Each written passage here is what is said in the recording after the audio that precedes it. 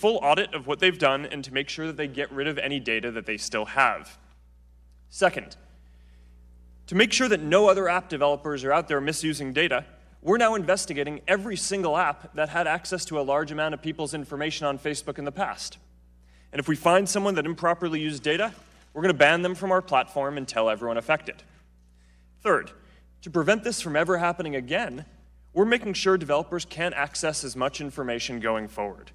The good news here is that we made some big changes to our platform in 2014 that would prevent this specific instance with Cambridge Analytica from happening again today. But there's more to do, and you can find more of the details of the other steps we're taking in the written statement I provided. My top priority has always been our social mission of connecting people, building community, and bringing the world closer together. Advertisers and developers will never take priority over that for as long as I'm running Facebook. I started Facebook when I was in college. We've come a long way since then. We now serve more than 2 billion people around the world, and every day, people use our services to stay connected with the people that matter to them most. I believe deeply in what we're doing. And I know that when we address these challenges, we'll look back and view helping people connect and giving more people a voice as a positive force in the world. I realize the issues we're talking about today aren't just issues for Facebook and our community. They're challenges for all of us as Americans. Thank you for having me here today, and I'm ready to take your questions. Thank you, Mr. Zuckerberg. I'll start out, we'll go into the questioning phase. We'll go back and forth as we always do. Remember, it's 4 minutes today, so we can get to everyone. Mr. Zuckerberg, you've described Facebook as a company that connects people and as a company that's idealistic and optimistic. I have a few questions about what other types of companies Facebook may be. Facebook has created its own video series starring Tom Brady that ran for 6 episodes and has over 50 million views. That's twice the number of the viewers that watched the Oscars last month. Also, Facebook's obtained exclusive broadcasting rights for 25 Major League Baseball games this season. Is Facebook a media company? Thank you, Mr. Chairman. I consider us to be a technology company because the primary thing that we do is have engineers who write code and build products and services for other people. There are certainly other things that we do too. We do pay to help produce content. We build enterprise software, although I don't consider us an enterprise software company. We build planes to help connect people, and I don't consider ourselves to be an aerospace company. But overall, when people ask us if we're a media company, what I hear is do we have a responsibility for the content that people share on Facebook? And I believe the answer to that question is yes. All right, let me ask the next one. You can send money to friends on Facebook Messenger using a debit card or a PayPal account to, quote, split meals, pay rent, and more, close quote. People can also send money via Venmo or their bank app. Is Facebook a financial institution? Mr. Chairman, I do not consider ourselves to be a financial institution, although you're right that we do provide tools for people to send money. So you've mentioned several times that you started Facebook in your dorm room in 2004. 15 years, 2 billion users, and several, unfortunately, breaches of trust later. Is Facebook today the same kind of company you started with a harvard.edu email address? Well, Mr. Chairman, I think we've evolved quite a bit as a company. When I started it, I certainly didn't think that we would be the ones building this broad of a community around the world. I thought someone would do it. I didn't think it was going to be us. So we've definitely grown. And you've recently said that you and Facebook have not done a good job of explaining what Facebook does. And so back in 2012 and 2013, when a lot of this scraping of user and friend data was happening, did it ever cross your mind that you should be communicating more clearly with users about how Facebook is monetizing their data? I understand that Facebook does not sell user data per se in the traditional sense, but it's also just as true that Facebook's user data is probably the most valuable thing about Facebook. In fact, it may be the only truly valuable thing about Facebook. Why wasn't explaining what Facebook does with users' data a higher priority for you as a co-founder and now as CEO? Mr. Chairman, you're right that we don't sell any data, and I would say that we do try to explain what we do as time goes on. It's a broad system. You know, every day, about 100 billion times a day, people come to one of our products, whether it's Facebook or Messenger or Instagram or WhatsApp, to put in a piece of content, whether it's a photo that they want to share or a message they want to send someone. And every time, there's a control right there about who you want to share it with. Do you want to share it publicly to broadcast it out to everyone? Do you want to share it with your friends, a specific group of people? Do you want to message it to just one person or a couple of people? That's the most important thing that we do, and I think that in the product that's quite clear. I do think that we can do a better job of explaining how advertising works. There is a common misperception, as you say, that is just reported, often keeps on being reported, that for some reason we sell data. I can't be clearer on this topic. We don't sell data. That's not how advertising works, and I do think we could probably be doing a clearer job explaining that given the misperceptions that are out there. Given the situation, can you manage the issues that are before you, or does Congress need to intercede?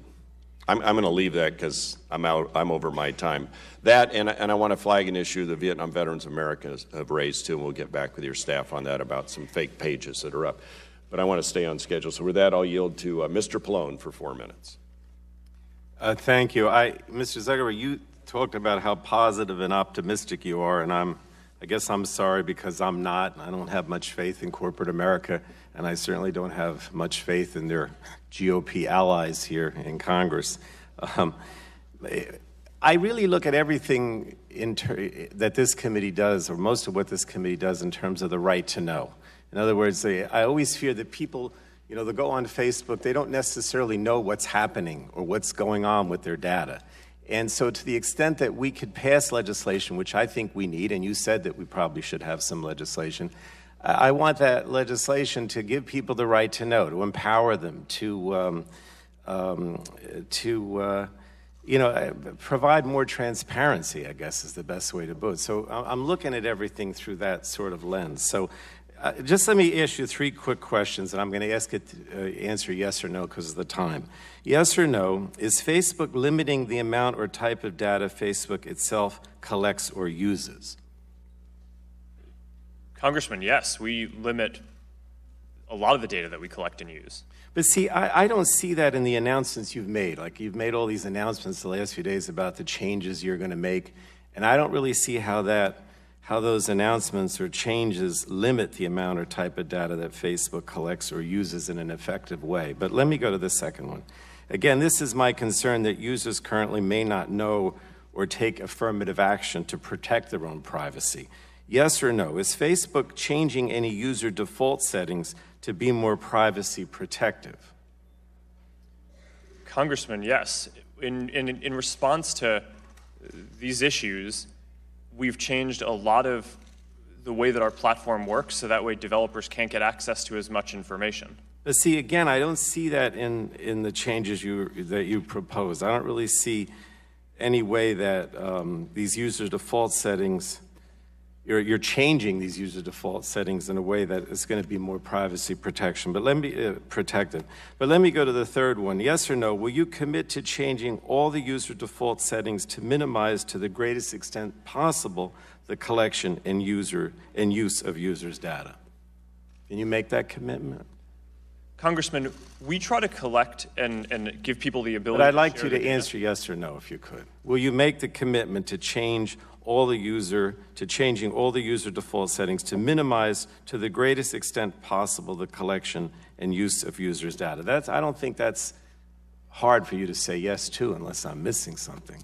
Congressman, this is a complex issue that I think deserves more than a one-word answer. Well, again, that's disappointing to me because I think you should make that commitment, and maybe what we could do is follow up with you on this, if possible, if that's okay. We can do that follow-up? Yes. All right.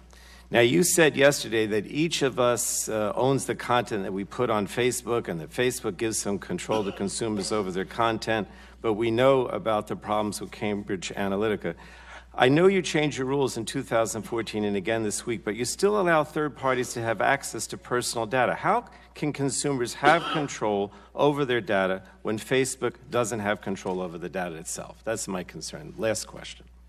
Congressman, What we allow with our developer platform is for people to choose to sign into other apps and bring their data with them. That's something that a lot of people want to be able to do.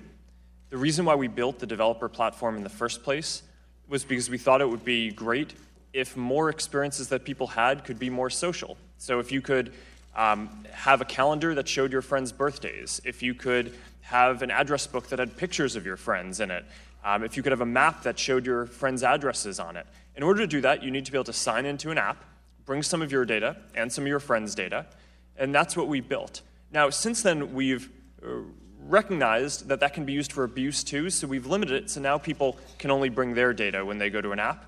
But that's something that a lot of people do on a day-to-day basis, is sign into apps and websites with Facebook, and that's something that we're going to have to. Yeah, I know. I still think that there's not enough. People aren't empowered enough to really make those decisions in a positive way. Chair now recognizes former chairman of the committee, Mr. Barton of Texas, for 4 minutes. Well, thank you, and thank you, Mr. Zuckerberg, for being here. People need to know that you're here voluntarily. You're not here because you've been subpoenaed, so we appreciate that. Sitting behind you have a gentleman who used to be counsel for the committee, Mr. Jim Barnett, and if he's affiliated with Facebook, you've got a good one. If he's not, he's just got a great seat. I don't know what it is. I'm going to read you a question that I was asked. I got this through Facebook, and I've got dozens like this. So my first question, please ask Mr. Zuckerberg, why is Facebook censoring conservative bloggers such as Diamond and Silk? Facebook called them unsafe to the community. That is ludicrous. They hold conservative views. That isn't unsafe. What's your response to? Congressman, in that specific case, our team made an enforcement error, and we have already gotten in touch with them to reverse it. Okay. Well, Facebook does tremendous good. When I met you in my office 8 years ago, you don't remember that, but I've got a picture of you when you had curly hair, and Facebook had 500 million users. Now it's got over 2 billion. That's a success story in anybody's book. It's such an integral part of certainly young Americans' lives that you need to work with Congress and the community to ensure that it is a neutral, safe, and to the largest extent possible, private platform. Do you agree with that? Congressman, I do agree that we should work to give people the fullest free expression that is possible. That's what, when I talk about giving people a voice, that's what I care about. Okay. Let's talk about children. Children can get a Facebook account of their own, I believe, starting at age 13. Is that not correct? Congressman, that's correct. Okay. Is there any reason that we couldn't have just a no data sharing policy, period, until you're 18? Just if you're a child with your own Facebook account, until you reach the age of 18, you know, you can't share anything. It's their data, their picture.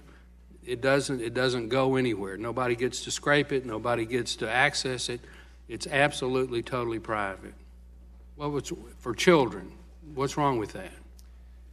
Congressman, we have a number of measures in place to protect minors specifically. We make it so that adults can't contact minors who they aren't already friends with.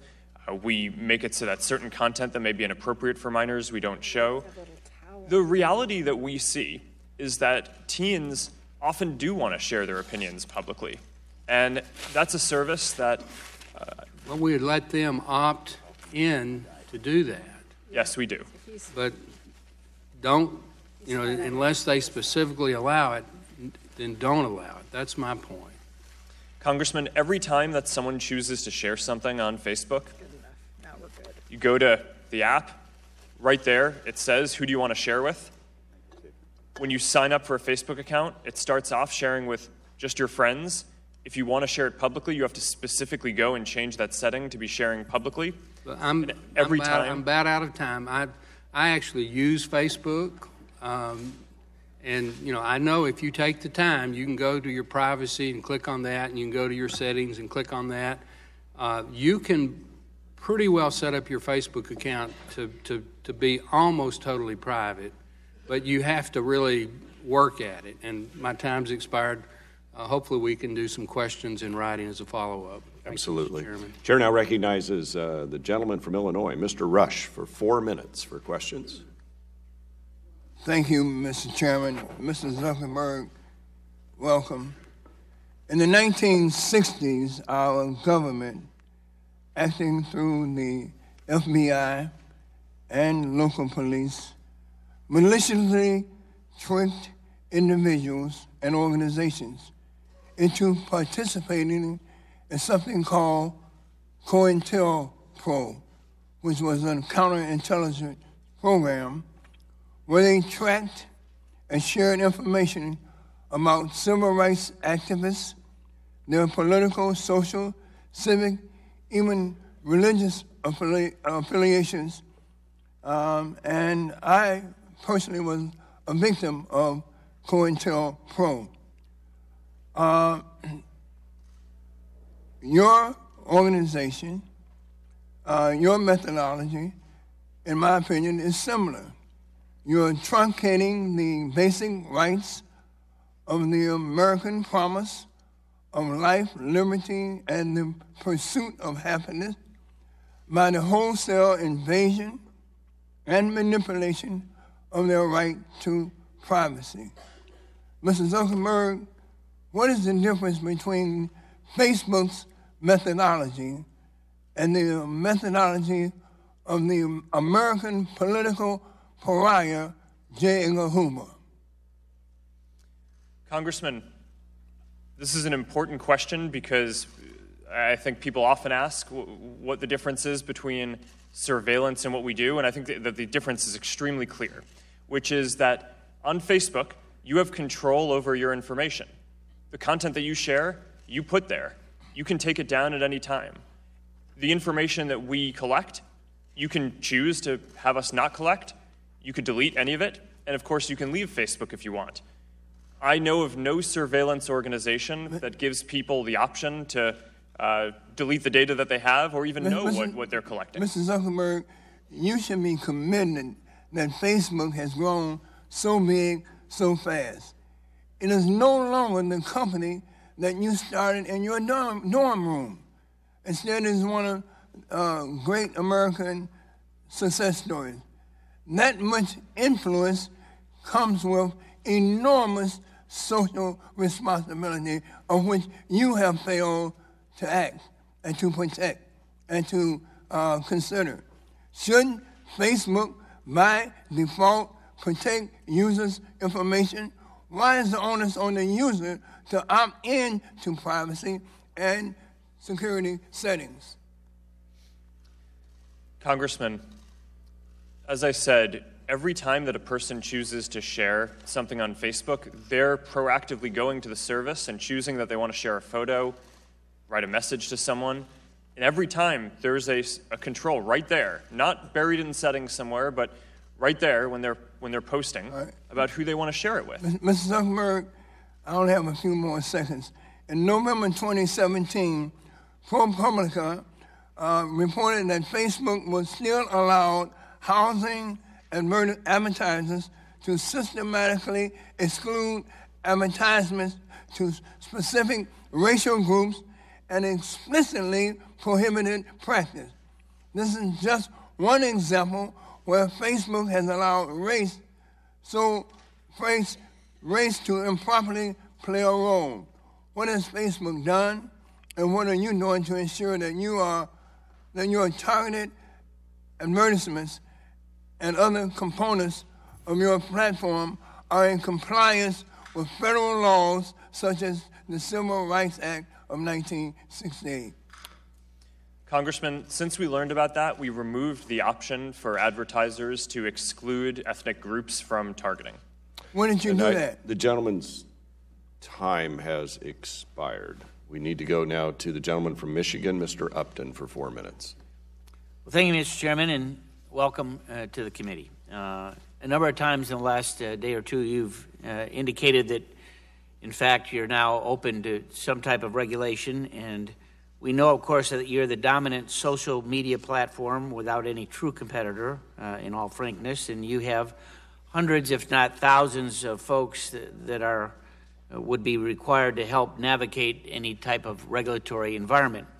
Some would argue that a more regulatory environment might ultimately stifle new platforms and innovators. Some might describe as desperately needed competition, i.e. regulatory complexity helps protect those folks like you.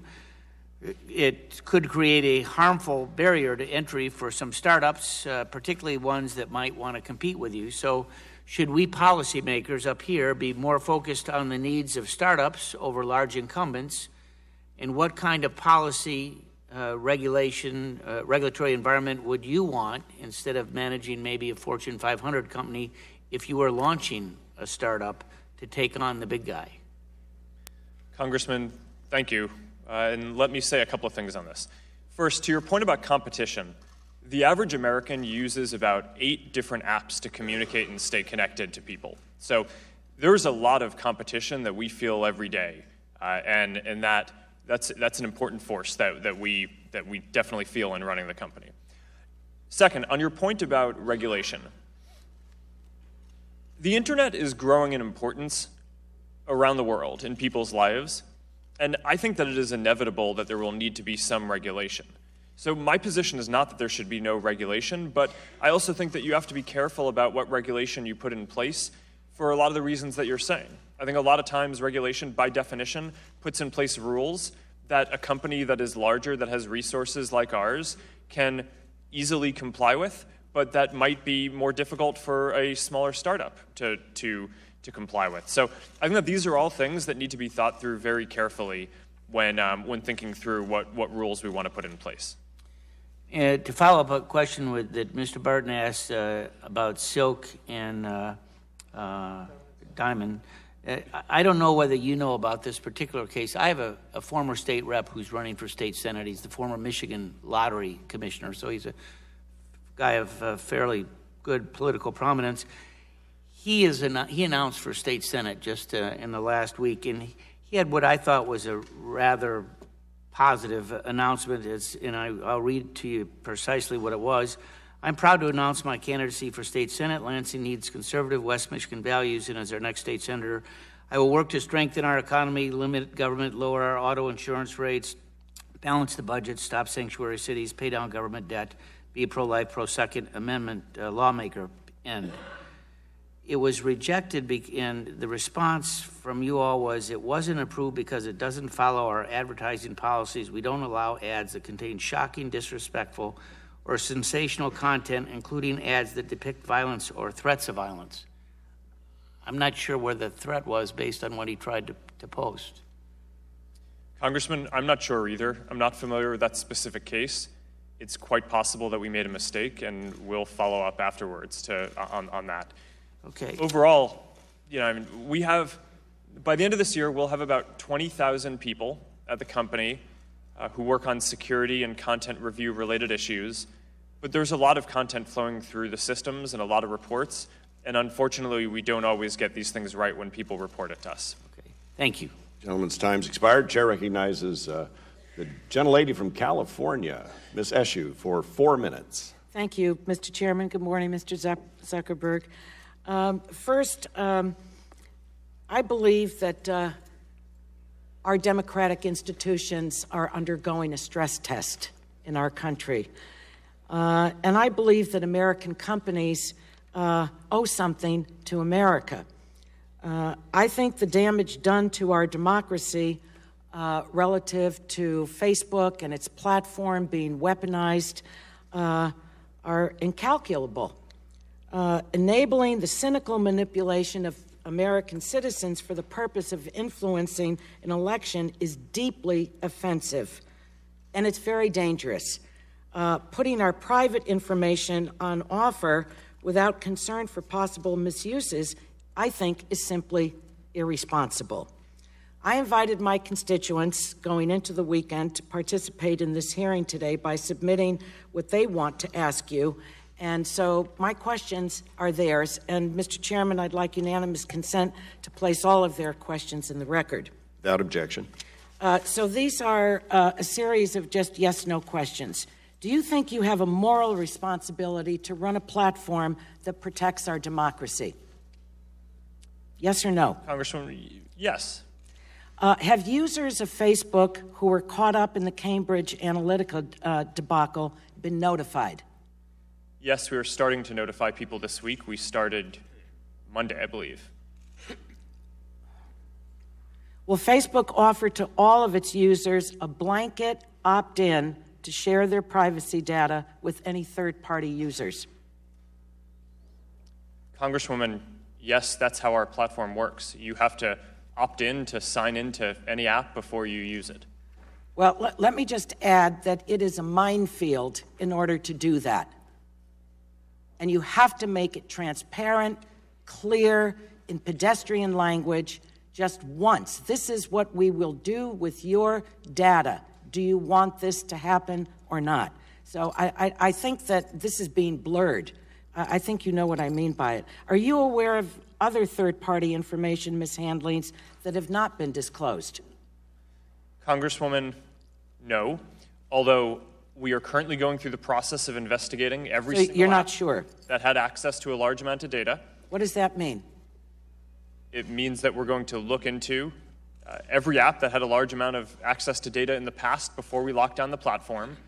So you're not aware? That because there are tens of thousands of apps, we will find some. All right, I only have 4 minutes. And was your data included in the data sold to the malicious third parties? Your personal data? Yes. It was. Are you willing to change your business model in the interest of protecting individual privacy? Congresswoman, we have made and are continuing to make changes to reduce the amount of no, data. Are you willing to change your business model in the interest of protecting individual privacy? Congresswoman, I'm not sure what that means. Well, I'll follow up with you on it. When did Facebook learn that Cambridge Analytica's research project was actually for targeted psychographic political campaign work? Congresswoman, it might be useful to clarify what actually happened here. Well, no, I don't have time for a long answer, though. When did Facebook learn that? And when you learned it, did you contact their CEO immediately? And if not, why not? Congresswoman, yes. When we learned in 2015 that a Cambridge University researcher associated with the academic institution that built an app that people chose to share their data with. We know what happened with them, but I'm asking you. Yes, I'm answering your question. Right. When we learned about that, we immediately... So in 2015 you learned about it? Yes. And you spoke to their CEO immediately? We shut down the app. Did you speak to their CEO immediately? We got in touch with them, and we asked them we demanded that they delete any of the data that they had, and their chief data officer told us that they had. The gentlelady's time has expired. Thank Chair you. now recognizes the gentleman from Illinois, Mr. Shimkus, for 4 minutes. Thank you, Mr. Chairman. Thank you for being here, Mr. Zuckerberg. Two things. First, I want to thank Facebook. You streamlined our congressional baseball game last year. We got the managers here, and I was told that because of that, we raised an additional $100,000 for DC literacy and feeding kids and stuff. So that's the other thing is I usually put my stuff up on the TV. I don't want to do it very much because my dad, and he'd be mad if he went international like you are. And he's been on Facebook for a long time. He's 88. It's been good for connecting with kids and grandkids. I just got my mother involved on an iPad, and because she can't handle a keyboard. And I did this last week. So that in this world of activity, I still think there is a positive benefit for my parents to be engaged on this platform. So, but there's issues that's being raised today. And so I'm going to go into a couple of those. Facebook developed access to user and friend data back in, your main update was in 2014. So the question is, what triggered that update? Congressman, this is an important question to clarify. So in 2007, we launched the platform in order to make it so that people could sign into other apps, bring some of their information and some of their friends' information to have social experiences. This created a lot of innovative experiences, new games, companies like Zynga.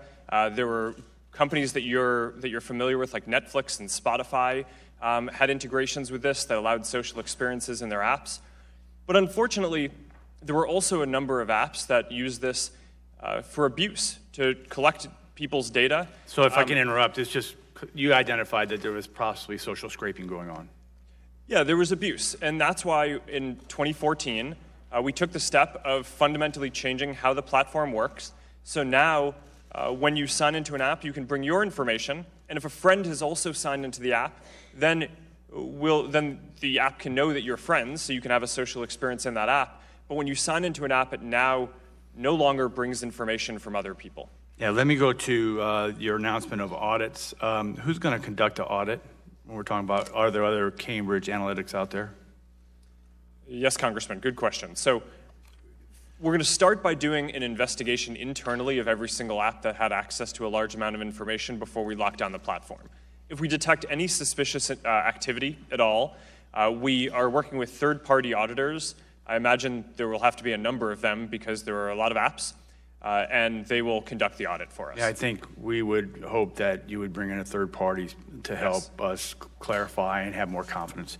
The last question I have is, in yesterday's hearing, you talked a little about Facebook tracking in different scenarios, including logged off users. Can you please clarify us how that works, and how does tracking work across different devices? Yes, Congressman, thank you for giving me the opportunity to clarify that. So one of the questions is what information do we track and why about people who are not signed into Facebook? We track certain information for security reasons and for ads reasons. For security, it's to make sure that people who are not signed into Facebook can't scrape people's public information. You can, even when you're not signed in, you can look up the information that people have chosen to make public on their page because they wanted to share it with everyone, so there's no reason why you should have to be logged in. But nonetheless, we don't want someone to be able to go through and download every single public piece of information. Even if someone chose to make it public, that doesn't mean that it's good to allow someone to aggregate it. So even if someone isn't logged in, we track certain information like how many pages they're accessing as a security measure. The second thing that we do is we provide an ad network that third-party websites and apps can run in order to help them make money. And those ads, similar to what Google does and what the rest of the industry does, it's not limited to people who are just on Facebook. So for the purposes of that, we may also collect information to make it so that those ads are more relevant and work better on those websites. There's a control that for that second class of information around ad targeting, anyone can turn off, has complete control over it. For obvious reasons, we do not allow people to turn off the measurement that we do around security. The gentleman's time has expired. We now turn to the gentleman from New York, Mr. Engel, for 4 minutes. Thank you, Mr. Chairman. Mr. Zuckerberg, you have roots in my district, the 16th Congressional District of New York. I know that you attended Ardsley High School and grew up in Westchester County. As you know, Westchester has a lot to offer, and I hope that you might commit to returning to Westchester County, perhaps to do a forum on this and some other things. I hope you would consider that. We'll be in touch with you. But I know that Ardsley High School is very proud of you. You mentioned yesterday that Facebook was deceived by Alexander Kogan when he sold user information to Cambridge Analytica. Does Facebook, therefore, plan to sue Alexander Kogan, Cambridge University, or Cambridge Analytica, perhaps for unauthorized access to computer networks, exceeding access to computer networks, or breach of contract, and why or why not? Congressman, it's something that we're looking into.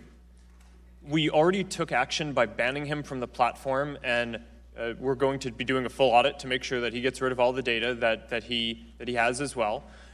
To your point about Cambridge University, what we found now is that there's a whole program associated with Cambridge University where a number of researchers, not just Alexander Kogan, although to our current knowledge he's the only one who sold the data to Cambridge Analytica, there were a number of other researchers who were building similar apps. So we do need to understand whether there was something bad going on at Cambridge University overall that will require a stronger action from us. You mentioned before in your remarks hate speech. We've seen the scale and reach of extremism balloon in the last decade, partially because of the expansion of social platforms, whether it's a white supremacist rally in Charlottesville that turned violent or to ethnic cleansing in Burma that resulted in the second largest refugee crisis in the world. Are you aware of any foreign or domestic terrorist organizations, hate groups, criminal networks, or other extremist networks that have scraped Facebook user data? And if they have, and if they do it in the future, how would you go about getting it back or deleting it? Congressman, we're not aware of any specific groups like that have engaged in this. We are, as I've said, conducting a full investigation of any apps that had access to a large amount of data, and if we find anything suspicious, we'll tell everyone affected. We do not allow hate groups on Facebook overall. So if there's a group that their primary purpose or a large part of what they do is spreading hate, we will ban them from the platform overall. So do you adjust your algorithms to prevent individuals interested in violence or nefarious activities from being connected with other like-minded individuals? Sorry, could you repeat that? Do you adjust your algorithms to prevent individuals interested in violence or bad activities from being connected with other like-minded individuals? Congressman, yes, that's certainly an important thing that we need to do. Okay, and finally, let me say this. Many of us are very angry about Russian influence in the 2016 presidential elections and Russian influence over our presidential elections. Does Facebook have the ability to detect when a foreign entity is attempting to buy a political ad? And is that process automated? Do you have procedures in place to inform key government players when a foreign entity is attempting to buy a political ad or when it might be taking other steps to interfere in an election? Congressman, yes, this is an extremely important area. After we were slow to identify the Russian information operations in 2016, this has become a top priority for our company to prevent that from ever happening again. Especially this year in 2018, which is such an important election year with the US midterms, but also major elections in India, Brazil, Mexico, Hungary, Pakistan, and a number of other places. So we're doing a number of things that I'm happy to talk about or follow up with afterwards around deploying new AI tools that can proactively catch fake accounts that Russia or others might create to spread misinformation. And one thing that I'll end on here, just because I know we're running low on time, is since the 2016 election, there have been a number of significant elections, including the French presidential election, the German election, and last year the US Senate Alabama special election. And the AI tools that we deployed in those elections were able to proactively take down tens of thousands of fake accounts that may have been trying to do the activity that you're talking about. So our tools are getting better. For as long as Russia has people who are employed who are trying to perpetrate this kind of interference, it will be hard for us to guarantee that we're going to fully stop everything. But it's an arms race, and I think that we're making ground and are doing better and better and are confident about how we're going to be able to do it. Gentleman's time has expired. Thank you. Chair recognizes Chairman of the Health Subcommittee, Dr. Burgess of Texas, for 4 minutes. Thank you, Mr. Chairman, and thanks to our witness for being here today. Mr. Chairman, I have a number of articles that I'm asking unanimous consent to insert into the record. I know I won't have time to get to all of my questions. Without objection, and we put the slide up you requested. And so I'm going to be submitting some questions for the record that are referencing these articles. One is Friended, How the Obama Campaign Connected with Young Voters by Michael Scherer. We already know how to protect ourselves from Facebook, and I hope I get this name right, Zeynep Tufekci. And It's Time to Break Up Facebook by Eric Wilson, who in the interest of full disclosure is a former staffer. And I will be referencing those articles in some written questions. I consulted my technology guru, Scott Adams, in the form of Dilbert, going back 21 years ago. And when you took the shrink wrap off of a piece of software that you bought, you were automatically agreeing to be bound by the terms and conditions. So we've gone a long way from taking the shrink wrap off of an app, but I don't know that things have changed all that much. And I guess, does Facebook have a position, a position that you recommend for elements of a company's terms and conditions that you encourage consumers to look at before they click on the acceptance? Congressman, yes. I think that it's really important for the service that people understand what they're doing and signing up for and how the service works. We have laid out all of what we do in the terms of service because that's what is legally required of us. Let me just ask you, because we're going to run short on time, have you laid out for people what it would be indicative of a good actor versus a less than good actor in someone who's developed one of these applications? Congressman, yes, we have a developer terms of service, which is separate from the normal terms of service for individuals using the service. Is the average consumer able to determine what elements would indicate poor or weak consumer protections just by their evaluation of the terms and conditions? Do you think that's possible? Congressman, I'm not sure what you mean by that. Well, can the average person, the average lay person, look at the terms and conditions and make the evaluation, is this a strong enough protection for me to enter into this arrangement? Look, I'm as bad as anyone else. I see an app, I want it, I download it, I breeze through the stuff, just take me to the good stuff in the app. But if a consumer wanted to know, could they know? Congressman, I think you're raising an important point, which is that I think if someone wanted to know, they could. But I think that a lot of people probably just accept terms of service without taking the time to read through it. I view our responsibility not as just legally complying with laying it out and getting that consent, but actually trying to make sure that people understand what's happening throughout the product. That's why every single time that you share something on Facebook or one of our services, right there is a control in line where you control who you want to share with.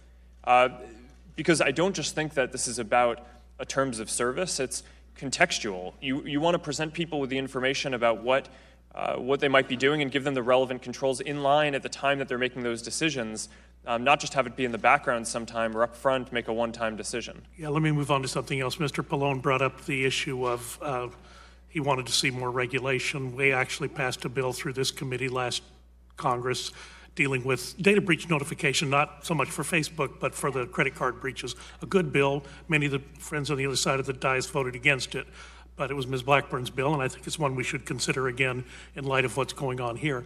But you also signed a consent decree back in 2011. And, when I read through that consent decree, it's pretty explicit.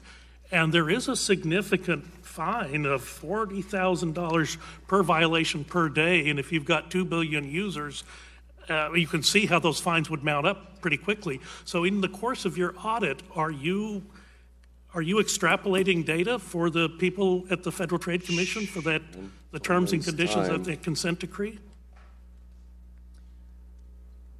That is, I'm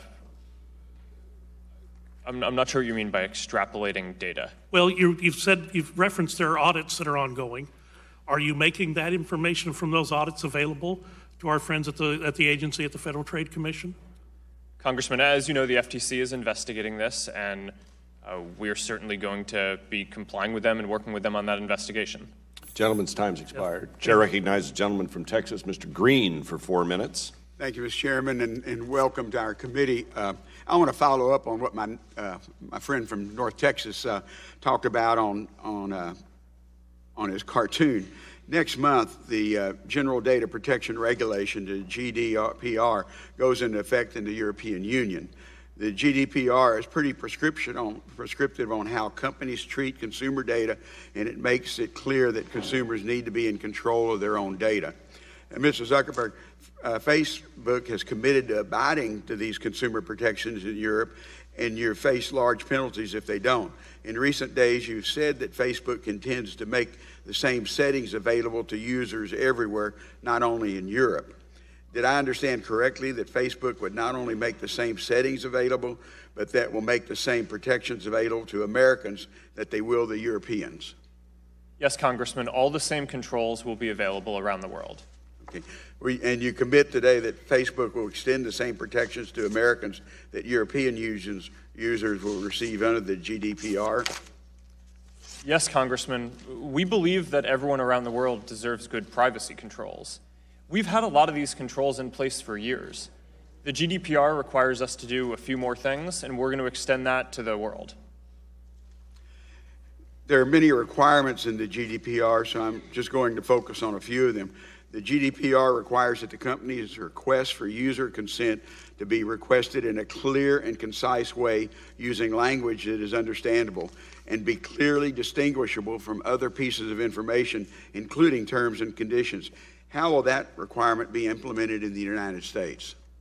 Congressman, we're going to put at the top of everyone's app when they sign in a tool that walks people through the settings and gives people the choices and asks them to make decisions on how they want their settings set. Okay. One of the GDPR's requirements is data portability. Users must be permitted to request a full copy of their information and be able to share that information with any companies that they want to.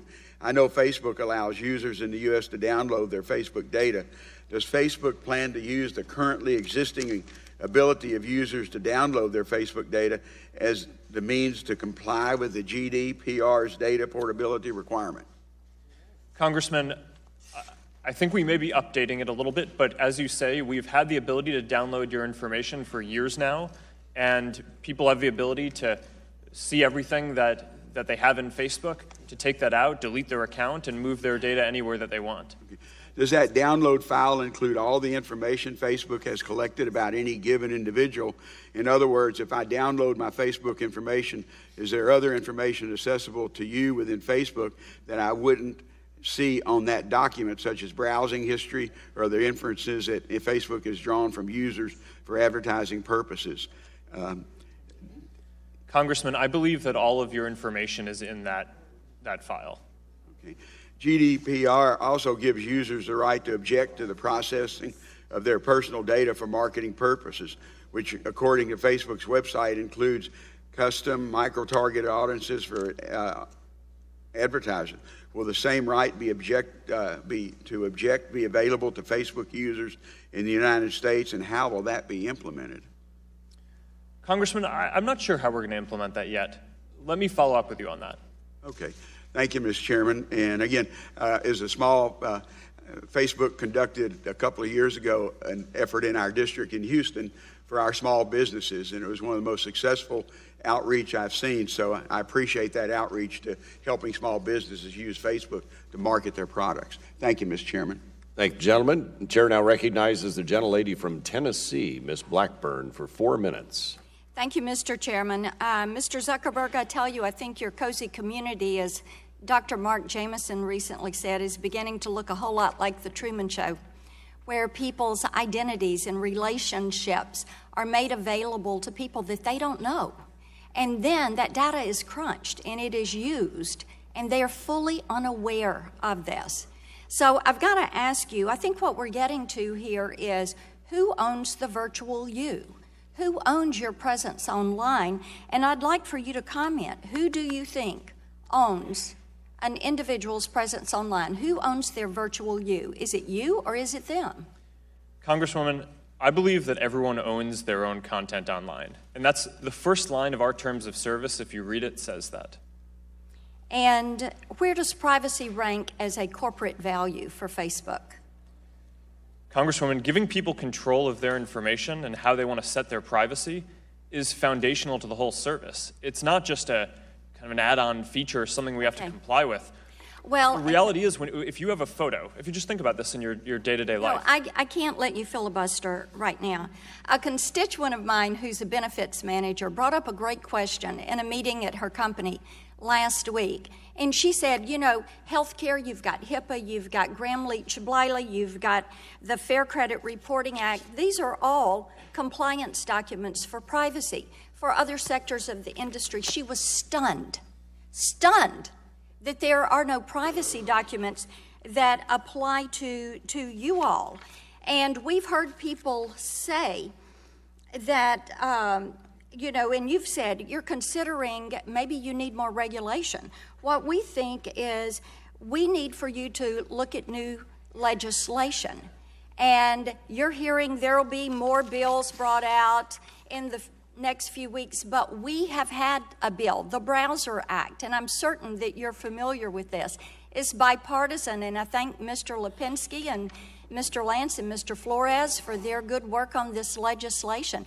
We've had it for over a year, and certainly we've been working on this issue for about 4 years. And what this would do is have one regulator, one set of rules for the entire ecosystem. And will you commit to working with us to pass privacy legislation, to pass the Browser Act? Will you commit to doing that? Congresswoman, I'm not directly familiar with the details of what you just said, but I certainly think that regulation in this area... Let's get familiar with the details. As you have heard, we need some rules and regulations. This is only 13 pages. The Browser Act is 13 pages, so you can easily become familiar with it, and we would appreciate your help. And I've got to tell you, as Mr. Green just said, as you look at the EU privacy policies, you're already doing much of that. If you're doing everything you claim, because you will have to allow consumers to control their data, to change, to erase it. You have to give consumers opt-in so that mothers know.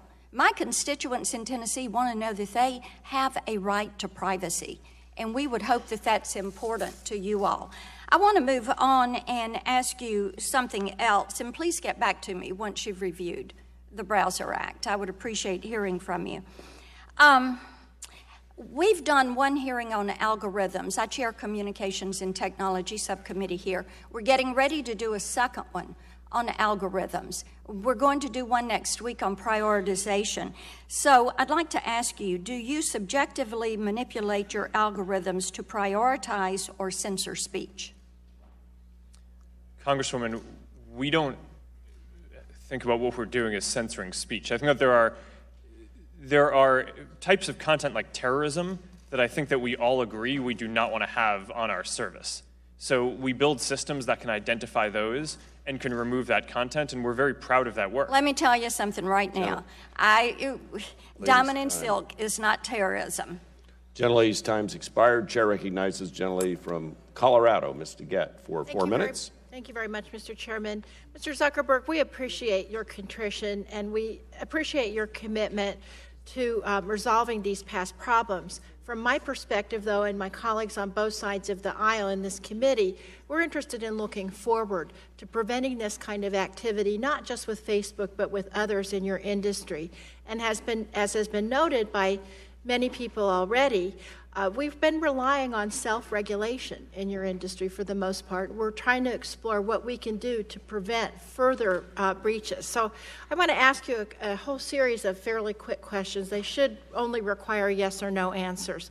Mr. Zuckerberg, at the end of 2017, Facebook had a total shareholder equity of just over $74 billion. Is that correct? Sorry, Congresswoman, I'm not familiar. At the end of 2017, Facebook had a total shareholder equity of over $74 billion, correct? Of over that? That's correct. You're the CEO. The market cap of the company was greater than that, yes. Greater than 74. Last year, Facebook earned a profit of $15.9 billion on $40.7 billion in revenue, correct? Yes or no? Now, since the revelations surrounding Cambridge Analytica, Facebook has not noticed a significant increase in users deactivating their accounts. Is that correct? Yes. Now, since the revelations surrounding Cambridge Analytica, Facebook has also not noticed a decrease in user interaction on Facebook, correct? Yes, that's correct. Okay. Now, I want to take a minute to talk about some of the civil and regulatory penalties that we've been seeing. I'm aware of 2 class action lawsuits that Facebook has settled relating to privacy concerns. Lane versus Facebook was settled in 2010. That case resulted in no money being awarded to Facebook users. Is that correct? Congresswoman, I'm not familiar with the details of that. You're the CEO of the company, correct? Yes. Now, this major lawsuit was settled. Do you know about the lawsuit? Congresswoman, I get briefed on these. You know about this lawsuit, Lane versus Facebook, yes or no?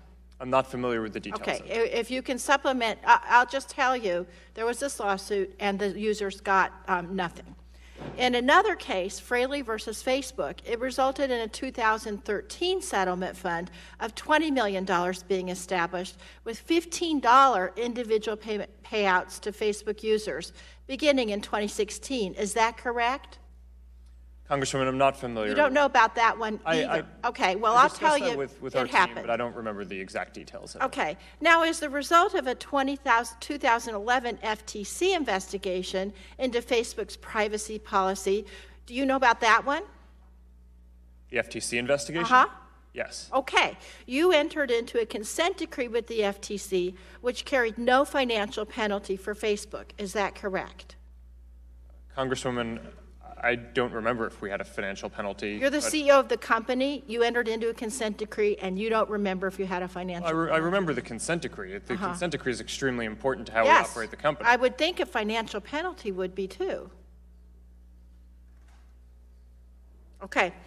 Well, the reason you probably don't remember it is because the FTC doesn't have the authority to issue financial penalties for first-time violations.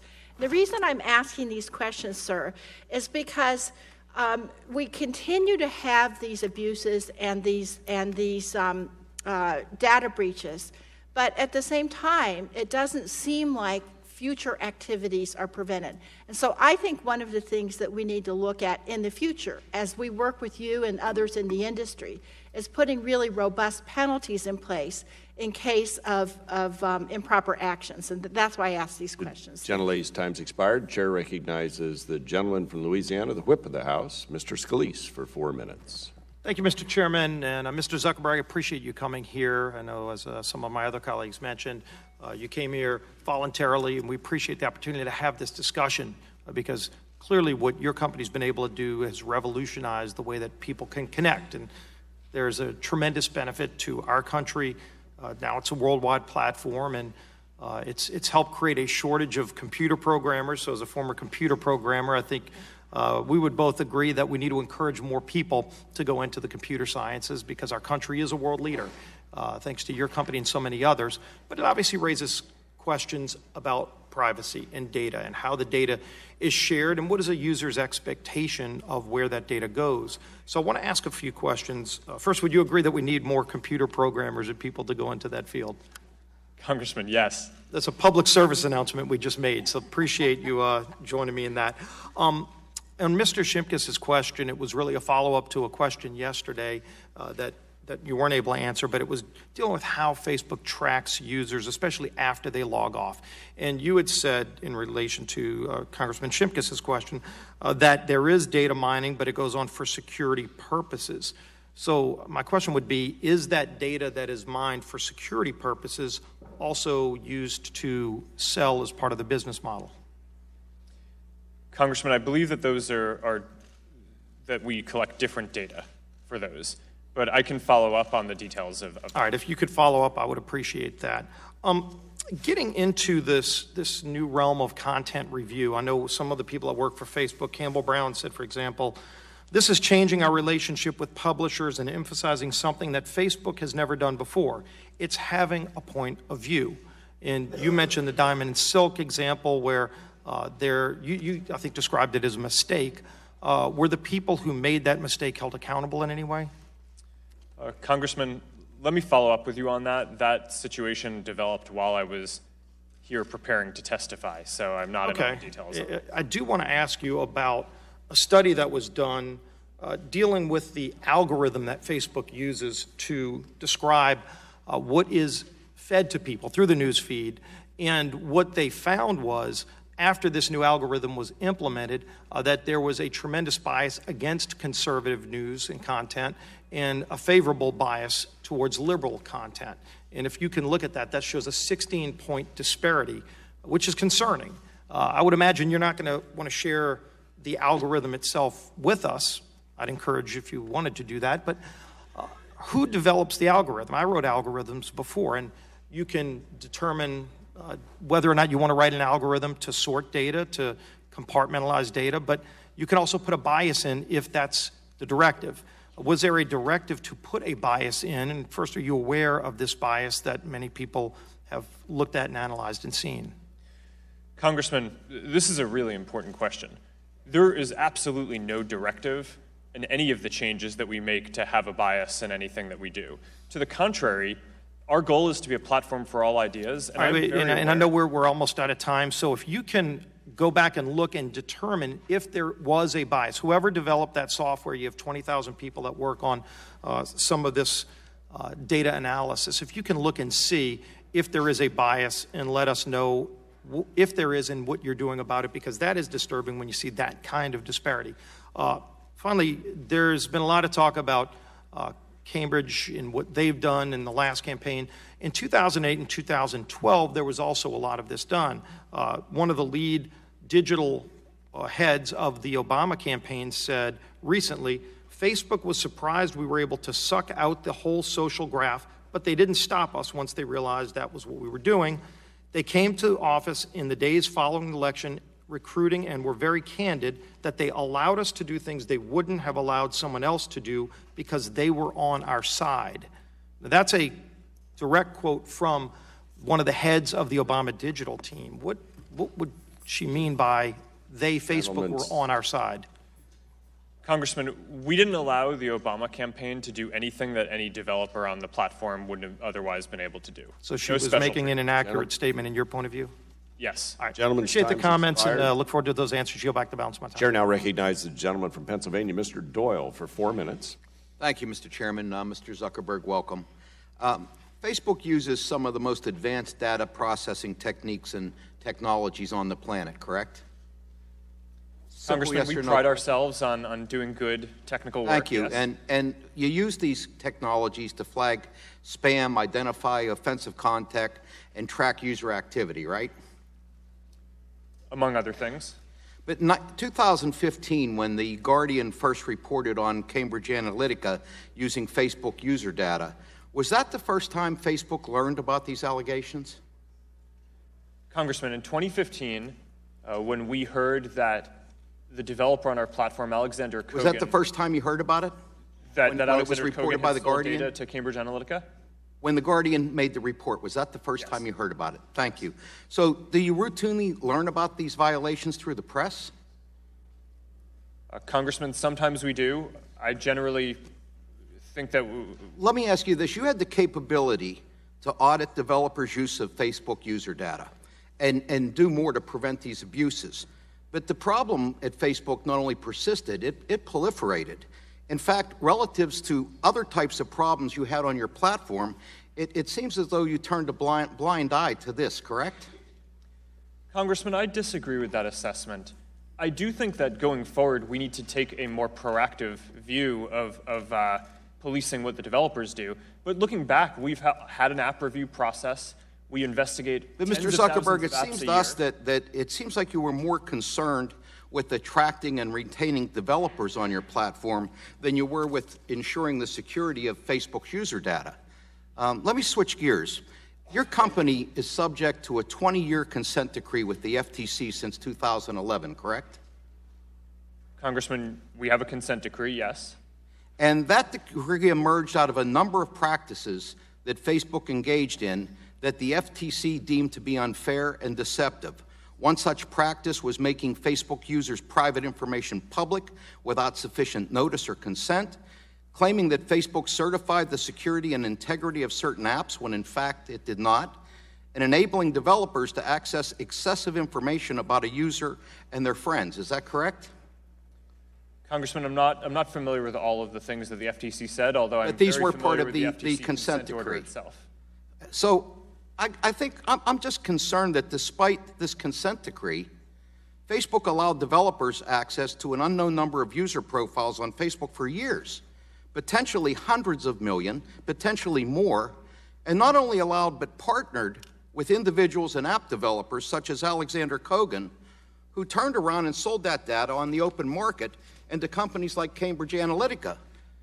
Mr. Zuckerberg, you've said that you plan to audit tens of thousands of developers that may have improperly harvested Facebook user data. You also said that you plan to give all Facebook users access to some user controls that will be made available in the EU under the GDPR. But it strikes me that there's a real trust gap here. This developer data issue is just one example, But why should we trust you to follow through on these promises when you have demonstrated repeatedly that you're willing to flout both your own internal policies and government oversight when the need suits you? Congressman, respectfully, I disagree with that characterization. We've had a review process for apps for years. We've reviewed tens of thousands of apps a year and taken action against a number of them. Our process was not enough to catch a developer. I see my time is almost over. I just want to say, Mr. Chairman, that to my mind, the only way we're going to close this trust gap is through legislation that creates and empowers a sufficiently resourced expert oversight agency with rulemaking authority to protect the digital privacy and ensure that companies protect our users' data. With that, I yield back. Gentleman's time's expired. Chair recognizes the Chairman of the Subcommittee on Digital Commerce and Consumer Protection, Mr. Latta of Ohio, for 4 minutes. Well, thank you very much, Chairman, and Mr. Zuckerberg, thanks very much for being with us today.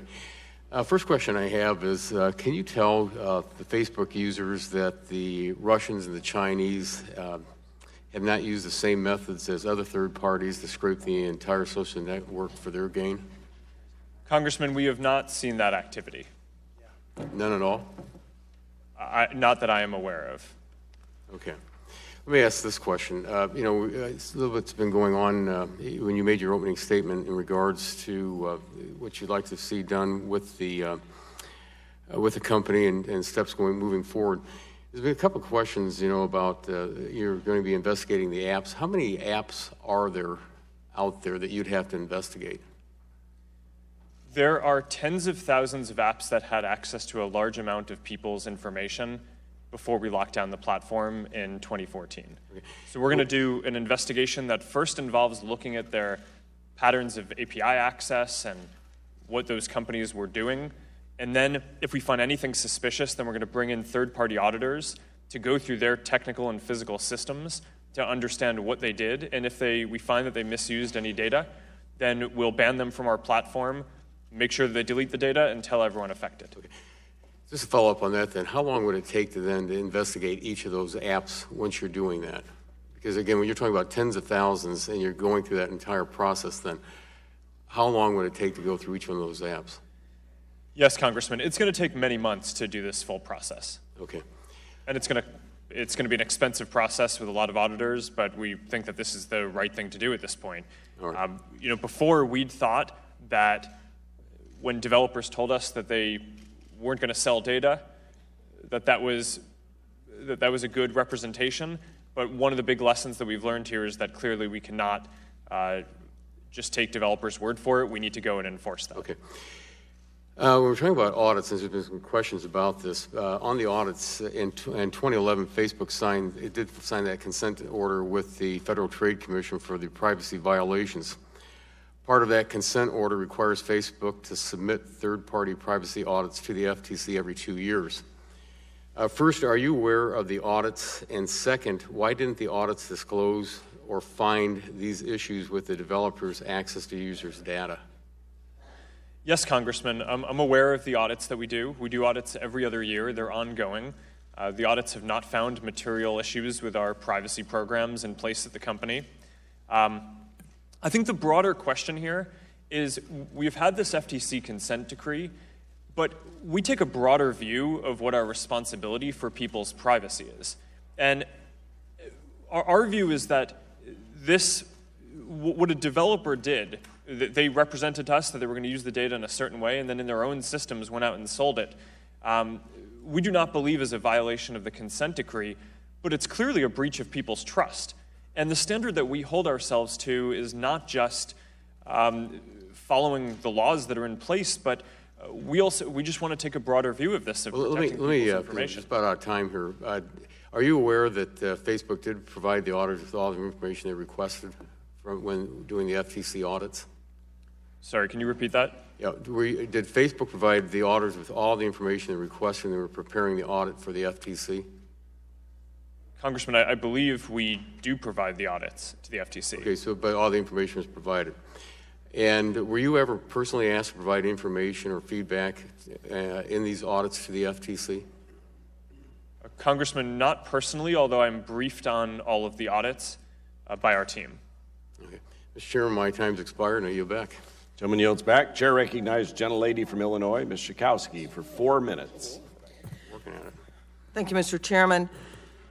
You know, you have a long history of growth and success, but you also have a long list of apologies. In 2003, it started at Harvard. I apologize for any harm done as a result of my neglect. 2006, we really messed this one up. 2007, we simply did a bad job. I apologize for it. 2010, sometimes we move too fast. 2011, I'm the first to admit that we've made a bunch of mistakes. 2017, this is in connection with the Russian manipulation of the election and the data that came from Facebook initially. I ask for forgiveness. I will work to do better. So it seems to me from this history that self-regulation, this is proof to me, that self-regulation simply does not work. I have a bill, the Secure and Protect Americans Data Act, that I hope you will take a look at. Very simple bill about setting standards for how you have to make sure that the data is protected, deadlines on when you have to release that information to the public. Certainly it ought to go to the FTC as well. But in response to the questions about the apps and the investigation that you're going to do, you said you don't necessarily know how long. Have you set any deadline for that? Because we know, as my colleague said, that there are tens of thousands. There's actually been 9 million apps. How long do we have to wait for that kind of investigation? Congresswoman, we expect it to take many months. Years? I hope not. Okay.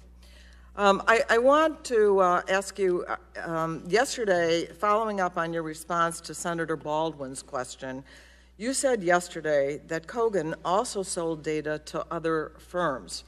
You named Eunoia Technologies. How many are there total, and what are their names? Can we get that? And how many are there total? Congresswoman, we can follow up with you to make sure that you get all that information. Yeah, but order of magnitude. I don't believe it was a large number, but as we complete the audits, we will know more. What's a large number? A handful. Has Facebook tried to get those firms to delete user data and its derivatives? Yes, Congresswoman. In 2015, when we first learned about it, we immediately demanded that the app developer and the firms that he sold it to delete the data, and they all represented us that they had. It wasn't until about a month ago that new reports surfaced that suggested that they hadn't, which is what has kicked off us needing to now go do this full audit and investigation and investigate all these other apps that have come up. And were derivatives deleted? Congresswoman, we need to complete the investigation and audit before I can confirm that. You are what looking at derivatives. represented to us is that they have, but we need to now get into their systems and confirm that before I want to stand up here confidently and say what they've done. So Mr. Green asked about the General Data Protection Regulation on May 25th that's going to go into effect by the EU. And your response was, let me ask, is your response that exactly the protections that are guaranteed, not the, what did he say? Yeah, not just the controls, but all the rights that are guaranteed under the General Data Protection regulations will be applied to Americans as well? Congresswoman, the GDPR has a bunch of different important pieces. One is around offering controls over every use of people's data. Right, that's one. That we're doing. The second is around pushing for affirmative consent and putting a control in front of people that walks people through their choices. Exactly. We're going to do that too. The second, although that might be different depending on the laws in specific countries and different places, but we're going to put a tool at the top of everyone's app that walks them through their settings and helps them understand what is going on. It sounds like it will not be exact. And let me say, as we look at the distribution of information, that who's going to protect us from Facebook is also a question. Thank you. Gentlelady's and I yield time's back. expired. Chair recognizes the gentlelady from Washington State, the conference chairman. Oh, yeah, turn on my. Thank you. And thank you, Mr. Zuckerberg, for joining us. Today's clearly timely. There's a number of extremely important questions Americans have about Facebook, including questions about safety and security of their data, about the process by which their data is made available to third parties, about what Facebook is doing to protect consumer privacy as we move forward. But one of the issues that is concerning me, and I'd like to dig a little deeper into, is how Facebook treats content on its platform. So, Mr. Zuckerberg, given the extensive reach of Facebook and its widespread use as a tool of public expression, do you think Facebook has the unique responsibility to ensure that it has clear standards regarding the censorship of content on its platform? And do you think Facebook adequately and clearly defines what these standards are for its users? Congresswoman, yes, I feel like we have a very important responsibility to outline what the content policies are and the community standards are. This is one of the areas that frankly, I'm worried we're not doing a good enough job at right now, especially because as an American-based company where about 90% of the people in our community are outside of the US, where there are different social norms and different cultures, it's not clear to me that our current situation of how we define community standards is going to be effective for articulating that around the world. So we're looking at different ways to evolve that, and I think that this is one of the more important things that we will do. Okay, and even focusing on content for here in America, I'd like to shift gears just a little bit and talk about Facebook's recent changes to its news feed algorithm. Your head of news partnerships recently said that Facebook is, quote, taking a step to define what quality news looks like and give that a boost so that overall there's less competition from news. Can you tell me what she means by less competition from news? And also, how does Facebook objectively determine what is acceptable news and what safeguards exist to ensure that, say, religious or conservative content is treated fairly? Yes, Congresswoman. I'm not sure specifically what that person was referring to, but I can walk you through what the algorithm change was if that's useful. Well, maybe I'll just go on to my other questions then. There's an issue of content discrimination, and it's not a problem unique to Facebook. There's a number of high-profile examples of edge providers engaging in blocking and censoring religious and conservative political content. In November, FCC Chairman Pai even said that edge providers routinely block or discriminate against content they don't like. This is obviously a serious allegation. How would you respond to such an allegation, and what is Facebook doing to ensure that its users are being treated fairly and objectively by content reviewers? Congresswoman, the principle that we're a platform for all ideas is something that I care very deeply about. I am worried about bias, and we take a number of steps to make sure that none of the changes that we make are targeted in any kind of biased way. And I'd be happy to follow up with you and go into more detail on that, because I agree that this is a serious issue. Over Easter, a Catholic university's ad with a picture of a historic San Diego cross was rejected by Facebook. Though Facebook addressed the error within days, that it happened at all is deeply disturbing. Could you tell me what was so shocking, sensational, or excessively violent about the ad to cause it to be initially censored? Given that your company has since said it did not violate terms of service, how can users know that their content is being viewed and judged accordingly to objective standards? Congresswoman, it sounds like we made a mistake there. I apologize for that. And unfortunately, with the amount of content in our systems and the current systems that we have in place to review, we make a relatively small percent of mistakes in content review, but that can be, that's too many, and this is an area where we need to improve. What I will say is that I wouldn't extrapolate from a few examples to assuming that the overall system is biased. I get how people can look at that and draw that conclusion, but I don't think that reflects the way that we're trying to build the system or what we've seen. Gentleladies. Thank you, and I just, this is an important issue in building trust, and that is going to be important as we move forward. Thank you, and I yield. Gentlelady's time's expired. Chair recognizes gentleman from North Carolina, Mr. Butterfield, for 4 minutes. Thank you, Mr. Chairman, and thank you, Mr. Zuckerberg, for your testimony here today. Mr. Zuckerberg, you have stated that your goal with Facebook is to build strong communities, and certainly that sounds good. You've stated here today on the record that you did not live up to the privacy expectations, and I appreciate that. But this committee, and you must know this committee is counting on you to right a wrong, and I hope you get it. In my opinion, Facebook is here to stay, and so you have an obligation to protect the data that you collect and the data that you use. And Congress has the power to regulate your industry, and we have the power to penalize misconduct. But I want to go in a different direction today, sir. You and your team certainly know how I feel about racial diversity in corporate America, and Sheryl Sandberg and I talk about that all of the time. Let me ask you this, and the Congressional Black Caucus has been very focused on holding your industry accountable, not just Facebook, your industry accountable for increasing African-American inclusion at all levels of the industry. And I know you have a number of diversity initiatives. In 2017, you've increased your black representation from 2 to 3%. While this is a small increase, it's better than none. And this does not nearly meet the definition of building a racially diverse community.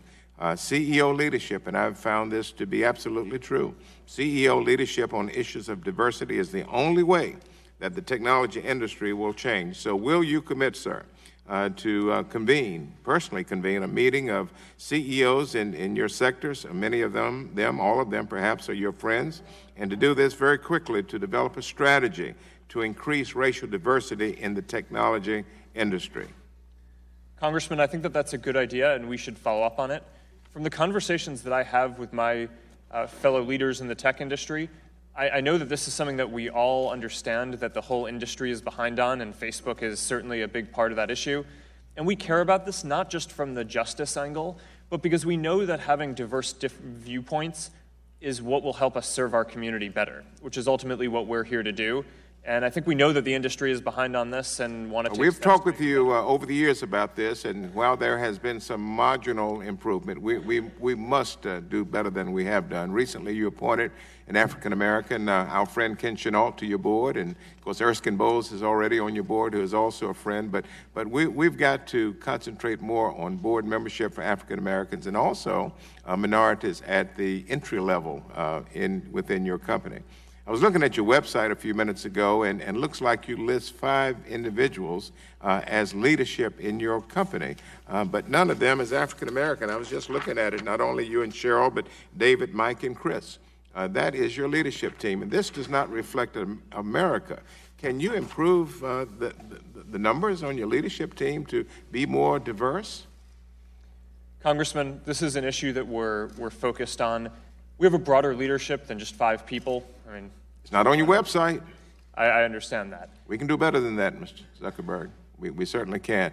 Do you plan to add an African-American to your leadership team in the foreseeable future, and will you commit that you will continue to work with us, the Congressional Black Caucus, to increase diversity within your company that you're so proud of?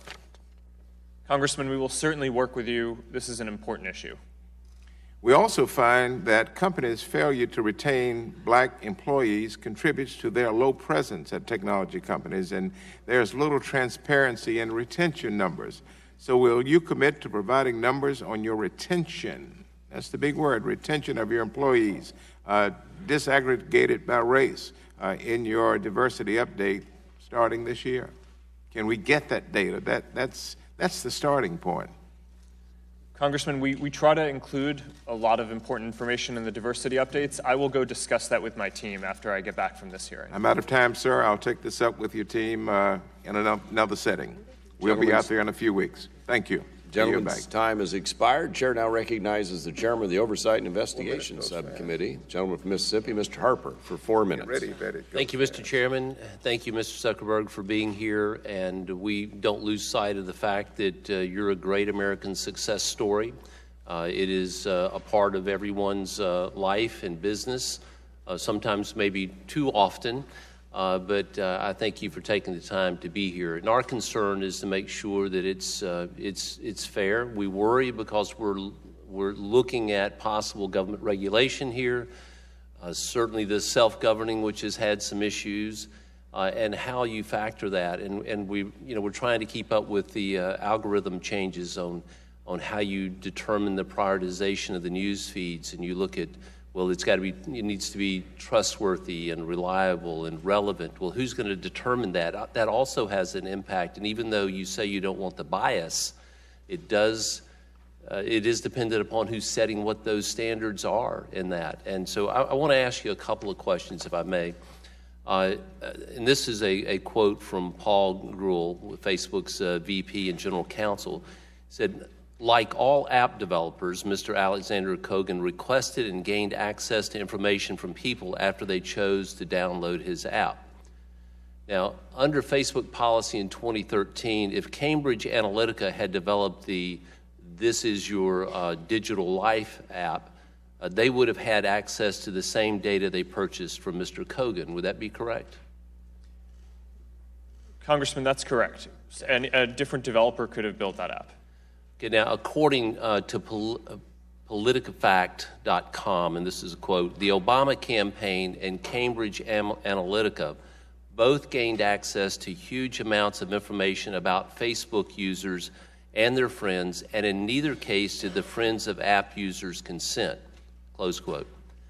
This data that Cambridge Analytica acquired was used to target voters with political messages, much as the same type of data was used by the Obama campaign to target voters in 2012. Would that be correct?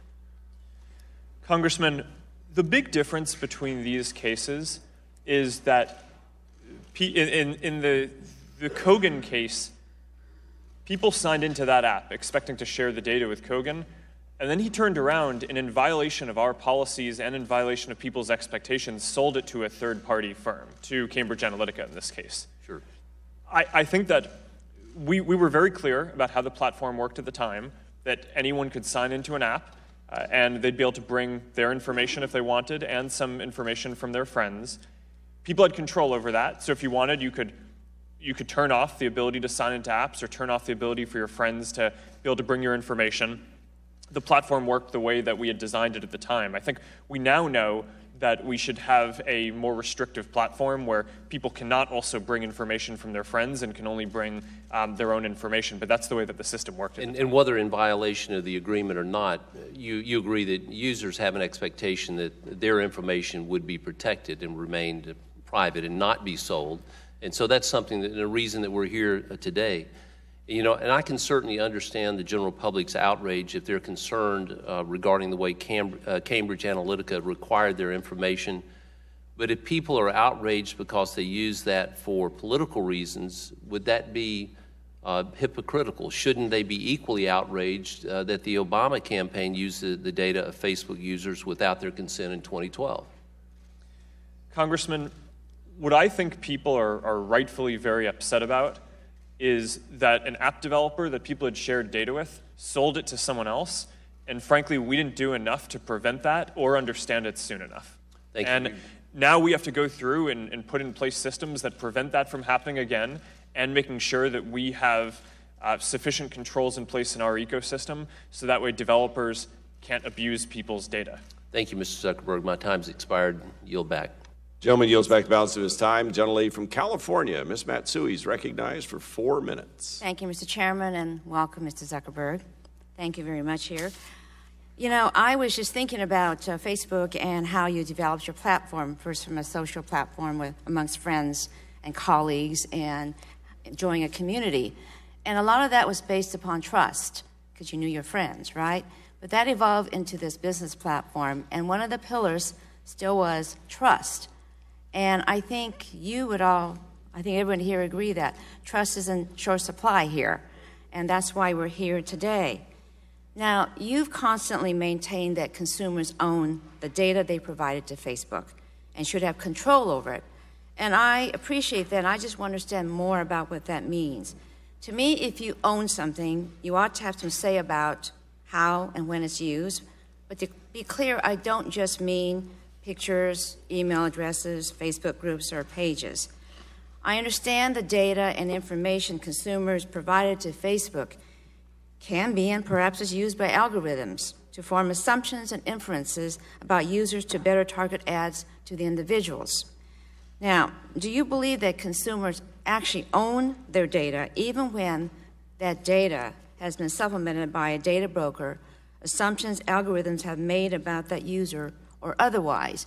And this is kind of the question that Ms. Blackburn has come up with, our own comprehensive profile, which is kind of our virtual self. Congresswoman, I believe that people own all of their own content. Where this gets complicated is, let's say I take a photo and I share it with you. Now, is that my photo or is it your photo? I would take the position that it's our photo, which is why we make it so that you can't bring, is that I can bring that photo to another app if I want, but you can't. Well, once it gets to the data broker, though, so there's certain algorithms and certain assumptions made. What happens after that? Sorry, can you clarify that? Well, what I mean is that if you supplement this data, you say you're owning it, but you supplement this when other data brokers, use their own algorithms to supplement this and make their own assumptions, then what happens there? Because that is, to me, somebody else is taking that over. How can you say that we own that data? Congresswoman, all the data that you put in, all the content that you share on Facebook is yours. You control how it's used. You can remove it at any time. You can get rid of your account and get rid of all of it at once. But you can't claw it back once it gets out there, right? I mean, that's really, we might own our own data, but once it's used in advertising, we lose control over it. Is that not right? Congresswoman, I disagree with that, because one core tenet of our advertising system is that we don't sell data to advertisers. Advertisers don't get access to your data. There's a core misunderstanding about how that system works, which is that, let's say if you're a shop and you're selling muffins, right? You might want to target people in a specific town who might be interested in baking or some demographic, but we don't send that information to you. We just show the message to the right people.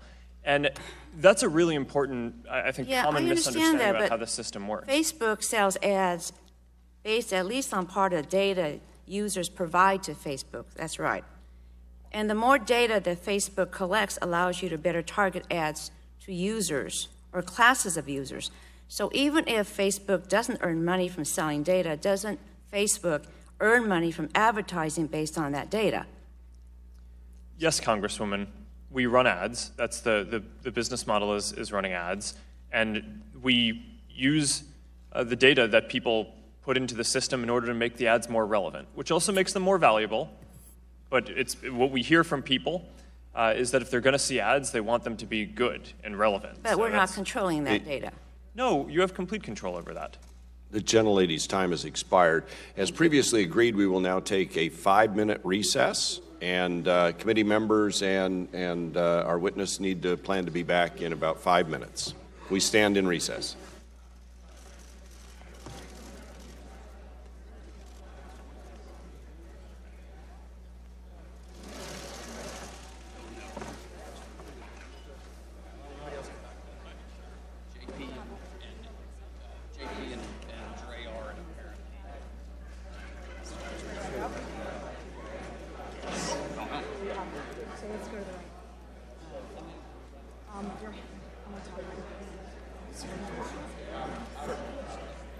Sure.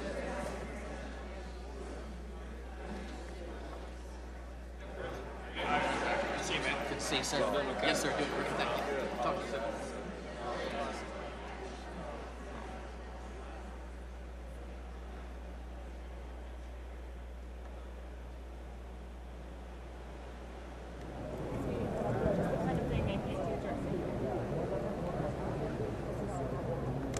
That's good help. Excuse me, sir.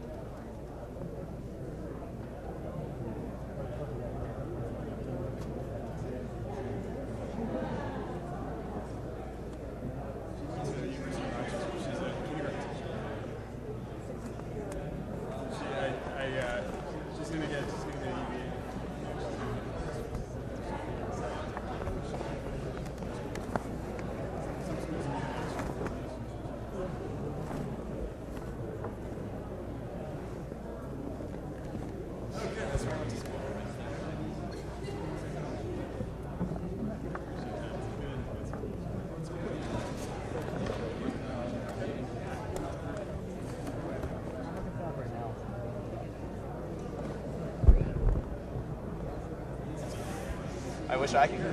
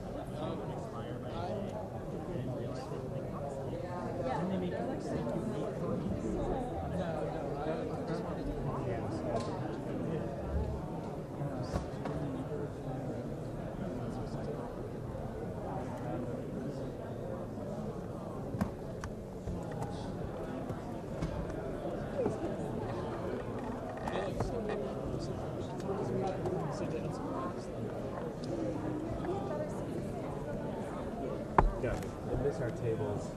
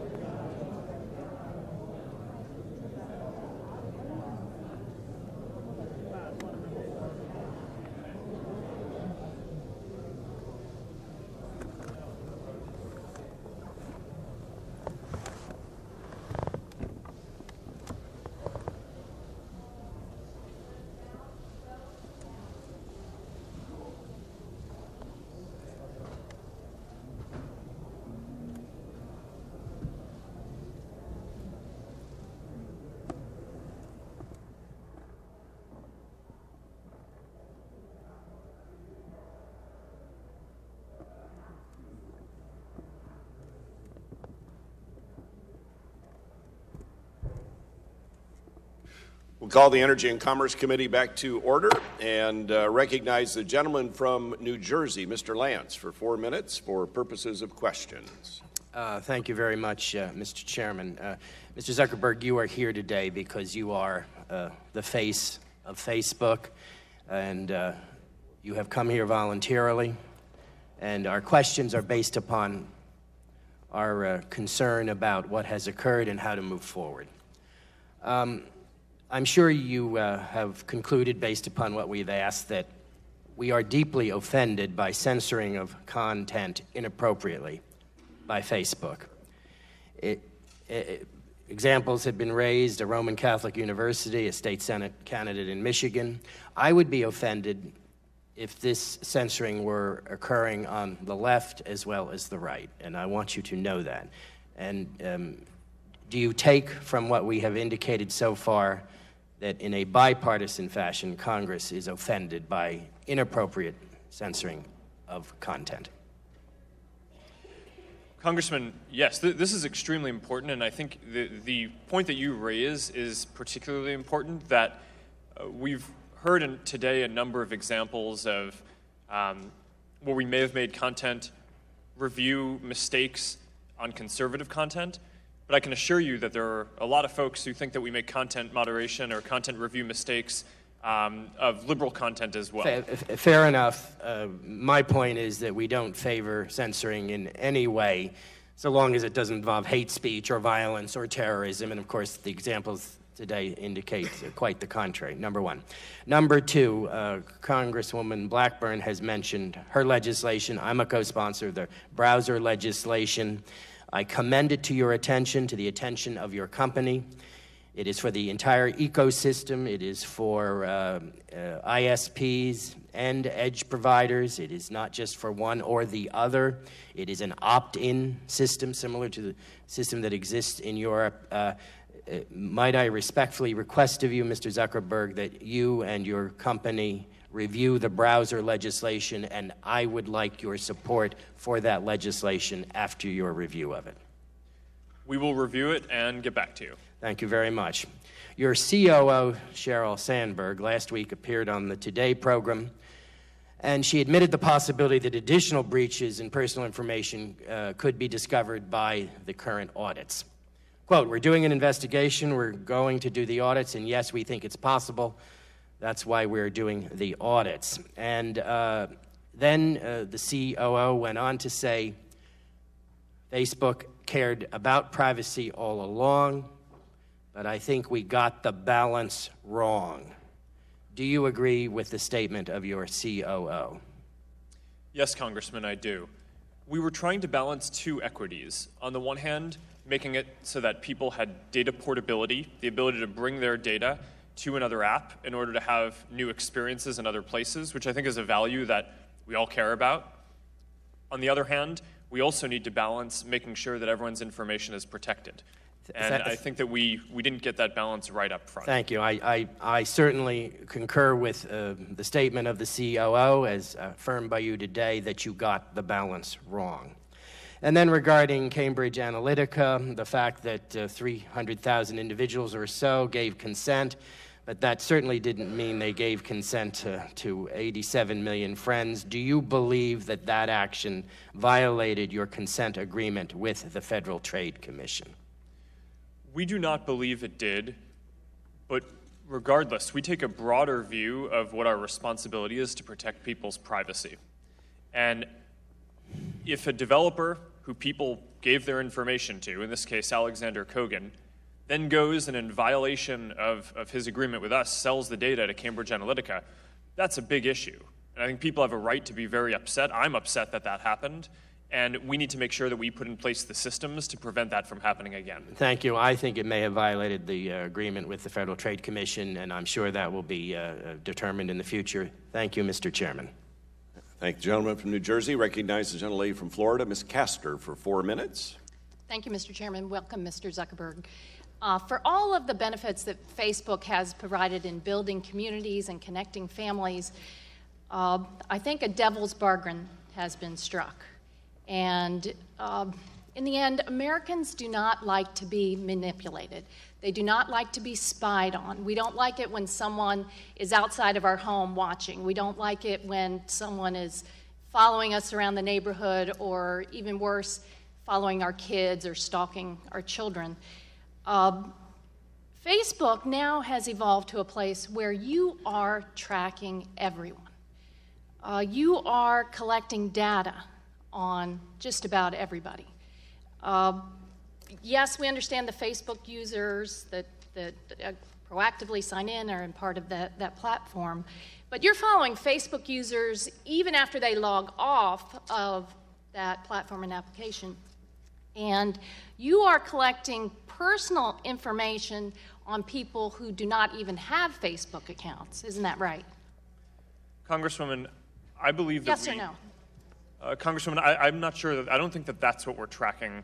No, you're collecting, you have already acknowledged that you are doing that for security purposes and commercial purposes. So you're collecting data outside of Facebook. When someone goes to a website and it has the Facebook like or share, that data is being collected by Facebook, correct? Congresswoman, yes or no? That's right, that we understand in order to show which of your friends. Yeah, so for people that like don't the even page. have Facebook, I don't think that the average American really understands that today, something that fundamental. And that you're tracking everyone's online activities, their searches. You can track what people buy, correct? Congresswoman, you're collecting that data, what people purchase online. Yes or no? I actually, if they share it with us, but Congresswoman, because it has overall, a share button, so it's gathering. Facebook has the application. In fact, you've patented applications to do just that. Isn't that correct? To collect that data. Congresswoman, I don't think any of those buttons share transaction data. But broadly, but I they disagree track with you. You're collecting medical data, correct, on people that are on the internet, whether they're Facebook users or not, right? Congresswoman, yes, we collect some data for and you're collecting. You watch where we go. Senator Durbin had a funny question yesterday about where you're staying, and you didn't want to share that, but Facebook also gathers that data about where we travel. Isn't that correct? Congresswoman, everyone has control over how that works. I'm going to get to that, but yes, you are. Would you just acknowledge that, yes, Facebook that's the business you're in, gathering data and aggregating that data?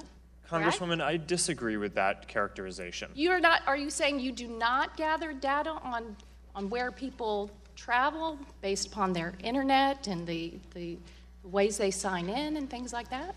Congresswoman, the primary way that Facebook works is that people choose to share data, and they share primary way, but the other way that Facebook gathers data is you buy data from data brokers outside of the platform, correct?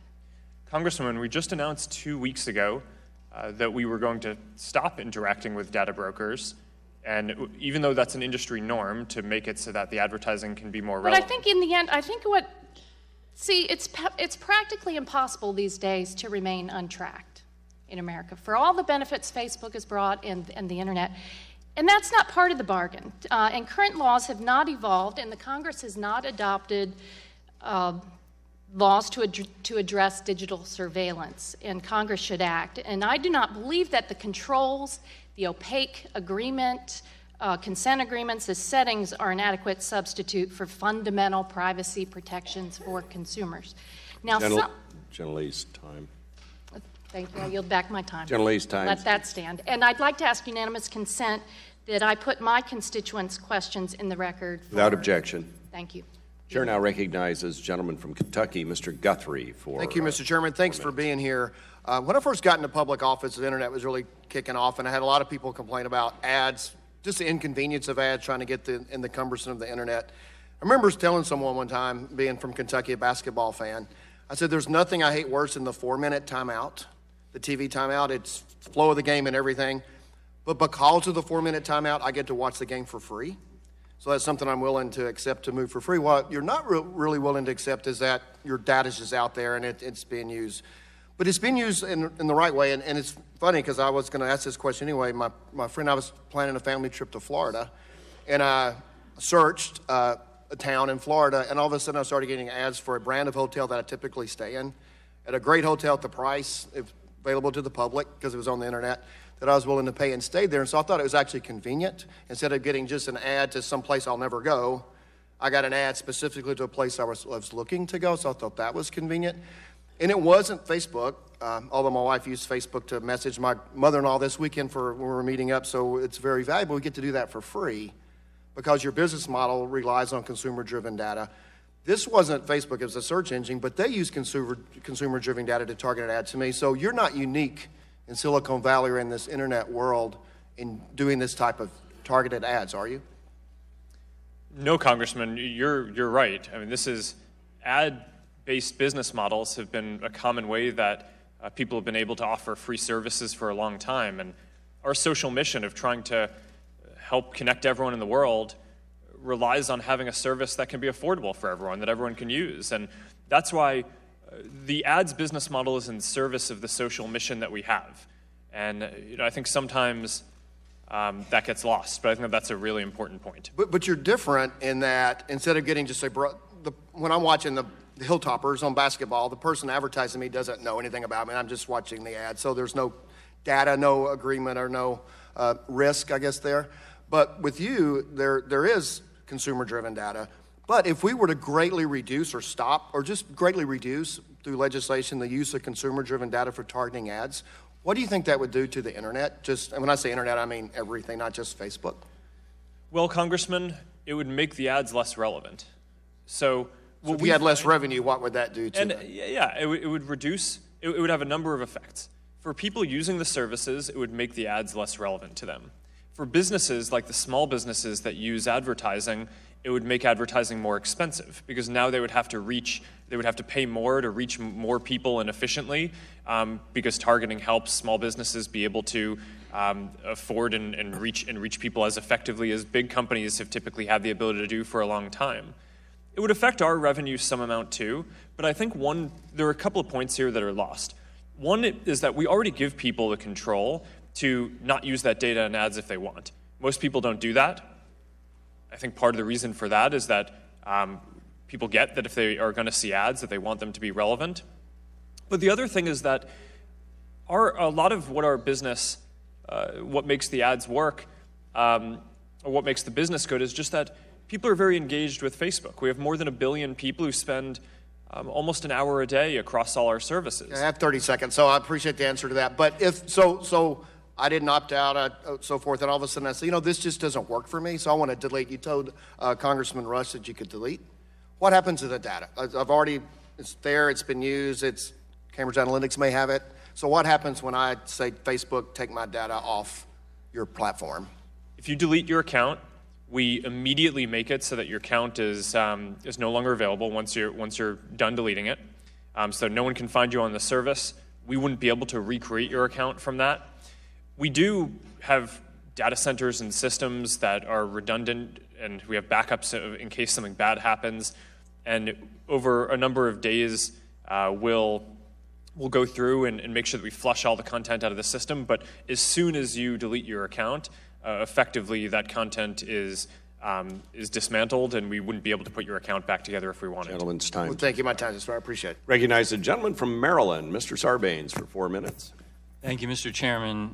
Good morning, Mr. Zuckerberg. I wanted to get something in the record quickly before I move to some questions. You had suggested in your testimony over the last couple of days that Facebook notified the Trump and Clinton campaigns of Russian attempts to hack in to those campaigns, but representatives of both campaigns in the last 24 hours have said that didn't happen. So we're going to need to follow up on that and find out what the real story is. Do you want me to? No, I'd like to move on. You can provide a response to that in writing if you would. Let me ask you, is it true that Facebook offered to provide what I guess you referred to as dedicated campaign embeds to both of the presidential campaigns? Congressman, I can quickly respond to the first point, too. Just say yes or no. Were there embeds? I need to get to that because I don't have time. Were there embeds in the two campaigns? Were offers of embeds? Congressman, yes or no? Were there embeds offered to the Trump campaign and the Clinton campaign? We offer sales support to every campaign. Okay, so sales support, I'm going to refer to that as embeds, and I gather that Mr. Trump's campaign ultimately accepted that offer. Is that correct? Yes or no? Congressman, the Trump campaign had sales support. And okay, so they had embeds. I'm going to refer to those as embeds. What I'd like you to do, if you could, we're not going to have time for you to do this now, but if you could provide to the committee both the initial offer terms and then any subsequent offer terms that were presented to each candidate in terms of what the embed services would be, that would be very helpful. Do you know how many ads were approved for display on Facebook for each of the presidential candidates by Facebook? Congressman, I do not, sitting here off the top of my head. Okay, let me tell you what they were, because I do. President Trump's campaign had an estimated 5.9 million ads approved, and Secretary Clinton 66,000 ads, so that's a delta of about 90 times as much on the Trump campaign, which raises some questions about whether the ad approval processes were maybe not processed correctly or inappropriately bypassed in the final months and weeks of the election by the Trump campaign. And what I'm worried about is that the embeds may have helped to facilitate that. Can you say with absolute certainty that Facebook or any of the Facebook employees working as campaign embeds did not grant any special approval rights to the Trump campaign to allow them to upload a very large number of Facebook ads in that final stretch? Congressman, we apply the same standard to all campaigns. Can you say that there were not special approval rights granted? Is that what you're saying? There were not special approval rights granted by any of the embeds or support folks, as you call them, in that Trump campaign? Congressman, yes or no? what I'm saying is okay. that we All would, right, would if you're hold saying everyone to the yes, same if standard. you're saying yes, then I'll take you at your word. The reason this is important and the reason we need to get to the bottom of it is because it could be a serious problem if these kinds of services were provided beyond what is offered in the normal course, because that could result in violation of campaign finance law, because it would be construed as an in-kind contribution, corporate contribution from Facebook, beyond what the sort of ad buy opportunity would typically provide. The reason I'm asking you these questions is because I'm worried that that embed program has the potential to become a tool for Facebook to solicit favor from policymakers, and that then creates the potential for real conflict of interest. And I think a lot of Americans are waking up to the fact that Facebook is becoming sort of a self-regulated superstructure for political discourse. And the question is, are we, the people, going to regulate our political dialogue, or are you, Mark Zuckerberg, going to end up regulating the political discourse? So we need to be free of that undue influence. I thank you for being here. Gentleman's time yield expired. back. Chair recognizes the gentleman from Texas, Mr. Olson, for Mr. 4 Chairman, minutes. do you mind, for the record, if I just answer the first point for That's fine. Take 10 Go seconds. ahead. When I was referring to the campaigns yesterday, I meant the DNC and RNC. So I may have misspoken, and maybe technically that's called the committees, but those were the folks who I was referring to. Thank you for that clarification. We'll now go to Mr. Olson from Texas for 4 minutes. I thank the chair. And Mr. Zuckerberg, I know we both wish we met under a different set of circumstances. When the story broke, you were quoted as saying, "I started Facebook. I run it. I'm responsible for what happens here," end quote. You said those same words in your opening statement about an hour and a half ago. I know you believe that in your heart. It's not just some talking points, some canned speech. Because of my 9 years in the Navy, I know the best commanding officers, the best skippers, the best CEOs have that exact same attitude. If Facebook was a Navy ship, your privacy has taken a direct hit. Your trust is severely damaged. You're taking on water, and your future may be a fine with a number, per the Washington Post, with 4 commas in it. Today, over $1 billion in fines coming your way. As you know, you have to reinforce your words with actions. A few questions about some anomalies that have happened in the past. First of all, back in 2012, apparently, Facebook did an experiment on 689,003 Facebook users. You reduce positive posts from users' friends and limited so-called downer posts from other friends. Basically, fed positive information to one group, another group negative information. The goal was to see how the tone of these posts would affect behavior. I will get in this Forbes article, the LA Times, about illegal human experimentation without permission. I want to talk about that. But it seems that this is disconnecting people. In stark contrast to your mission to connect people. Explain to us how you guys thought this idea was a good idea. Experiment with people, give them more negative information, positive information. Well, Congressman, I view our responsibility as not just building services that people like to use, but making sure that those services are also good for people and good for society overall. At the time, there were a number of questions about whether people seeing content that was either positive or negative on social networks was affecting their mood. And we felt like we had a responsibility to understand whether that was the case, because we don't want to have that effect, right? We don't want to have it so that we want use of social media and our products to be good for people's well-being. And we continually make changes to that effect. Including just recently, this year, we did a number of research projects that showed that when social media is used for building relationships, so when you're interacting with people, it's associated with a lot of positive effects of well-being that you'd expect. It makes you feel more connected, less lonely. It correlates with long-term measures of happiness and health. Whereas if you're using social media or the internet just to passively consume content, then that doesn't have those same positive effects or can even be negative. So we've tried to shift the product more towards helping people interact with friends and family as a result of that. So that's an example of the kind of work that we do. Well, last question. I believe I've heard you employ 27,000 people thereabouts. Is that correct? Yes. I've also been told that about 20,000 of those people, including contractors, do work on data security. Is that correct?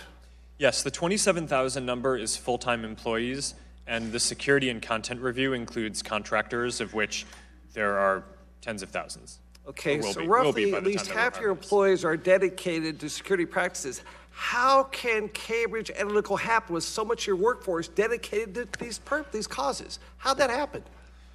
Well, Congressman, the issue with Cambridge Analytica and Alexander Kogan happened before we ramped those programs up dramatically. But one thing that I think is important to understand overall is just the sheer volume of content on Facebook makes it so that no amount of people that we can hire will be enough to review all of the content. We need to rely on and build sophisticated AI tools that can help us flag certain content. And we're getting good in certain areas. One of the areas that I mentioned earlier was terrorist content, for example, where we now have AI systems that can identify and take down 99% of the Al-Qaeda and ISIS-related content in our system before a human even flags it to us. I think we need to do more of that. Gentleman's time's expired. Chair recognizes the gentleman from California, Mr. McNerney, for 4 minutes. I thank the chairman. Mr. Zuckerberg, I thank you for agreeing to testify before the House and Senate committees. I know it's a long and grueling process, and I appreciate your cooperation. I'm a mathematician that spent 20 years in industry and government developing technology, including algorithms. Moreover, my constituents are impacted by these issues. So I'm deeply committed and invested here. I'm going to follow up on an earlier question. Is there currently a place that I can download all of the Facebook information about me, including the websites that I have visited? Yes, Congressman. We have a download your information tool. We've had it for years. You can go to it in your settings and download all of the content that you have on Facebook. Well, my staff just this morning downloaded their information and their browsing history is not in there. So are you saying that Facebook does not have browsing history? Congressman, that would be correct. If we don't have content in there, then that means that you don't have it on Facebook, or you haven't put it there. So I'm not quite on board with this. Is there any other information that Facebook has obtained about me, whether Facebook collected it or obtained it from a third party, that would not be included in the download? Congressman, my understanding is that all of your information is included in Download Your Information. Okay, I'm going to follow up with this afterwards. Mr.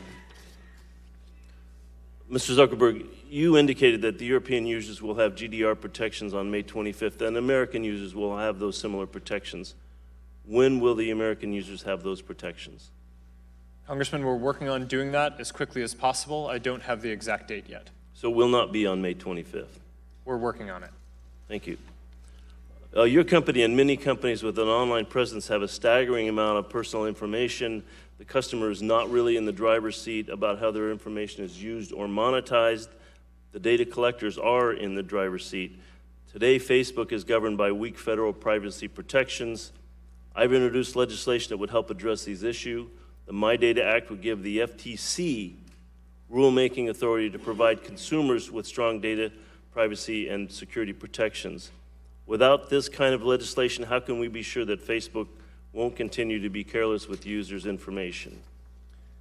Well, Congressman, let me first just set aside that my position isn't that there should be no regulation. Correct. But regardless of what the laws are that are in place, we have a very strong incentive to protect people's information.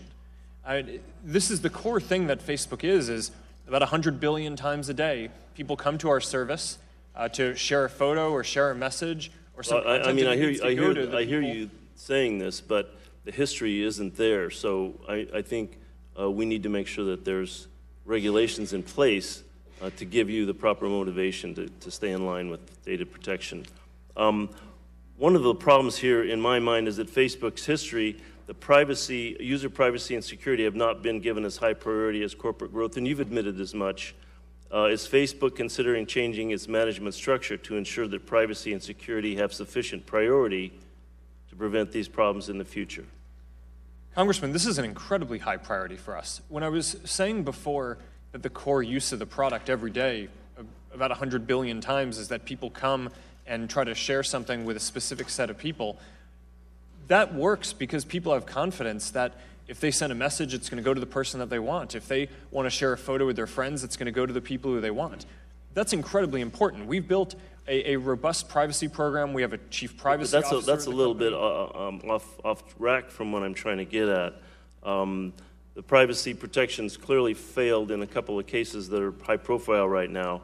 And part of the blame that seems to be out there is that the management structure for privacy and security don't have the right level of profile in Facebook to get your attention to make sure that they get the proper resources.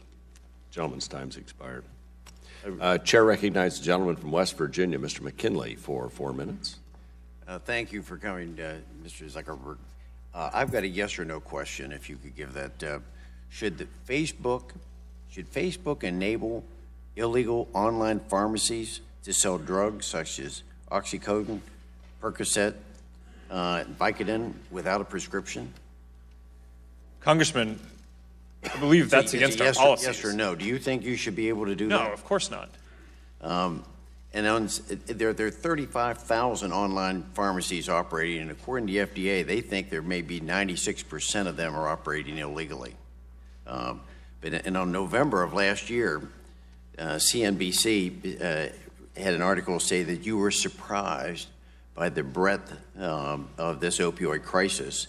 And as you can see from these photographs,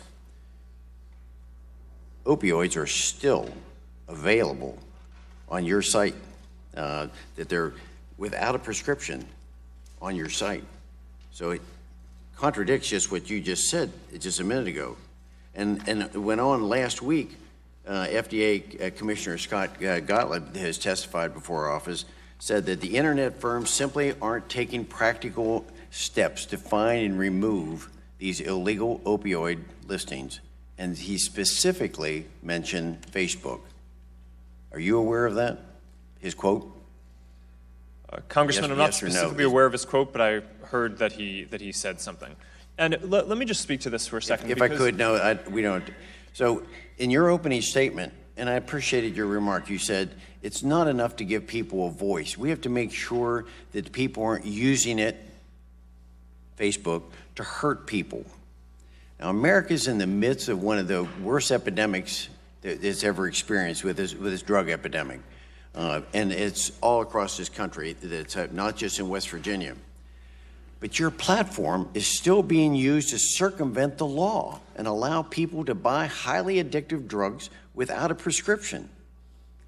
You know, with all due respect, Facebook is actually enabling an illegal activity, and in so doing, you are hurting people. Would you agree with that statement? Congressman, I think that there are a number of areas of content that we need to do a better job policing on our service. Today, the primary way that content regulation works here and review is that people can share what they want openly on the service, and then if someone sees an issue, they can flag it to us, and then we will review it. Over time, we're shifting to a mode you can where find we're out, building... Mr. Zuckerberg, you know which pharmacies are operating legally and illegally, but you're still continuing to take that, allow that to be posted on Facebook, and allow people to get this scourge, this ravaging this country, is being enabled because of Facebook. So my question to you as we close on this, you've said before you were going to take down those ads, but you didn't do it. We've got statement after statement about things. You're going to take those down within days, and they haven't gone down. That, what I just put up, was just from yesterday. It's still up. So my question to you is, when are you going to take down these posts that are done with illegal digital pharmacies? When are you going to take them down? Congressman, right now, when people report the post to us, we will take them down and have people review. Why do they have to, if you've got all these 20,000 people, you know that they're up there. Where is your requirement? Where is your accountability to allow this to be occurring, this ravaging this country? Congressman, I agree that this is a terrible issue, and respectfully, when there are tens of billions or 100 billion pieces of content that are shared every day, even 20,000 people reviewing it can't look at everything. What we need to do is build more AI tools that can proactively find that content. You've been said before you were going to take them down, and you haven't. And they're Gentleman's still up. time has expired. Chair recognizes the gentleman from Vermont, Mr. Welch. I thank you, Mr. Chairman. Mr. Zuckerberg, you acknowledged candidly that Facebook made a mistake. You did an analysis of how it happened. You promised action. We're at the point where the action will speak much louder than the words. But, Mr. Chairman, this Congress has made a mistake. This event that happened, whether it was Facebook or some other platform, was foreseeable and inevitable. And we did nothing about it. Congresswoman Blackburn and I had a group, a privacy working group, 6 meetings with many of the industry players. There was an acknowledgement on both sides that privacy was not being protected, that there was no reasonable safeguard for Americans' privacy, but there was an inability to come to a conclusion. So we also have an obligation.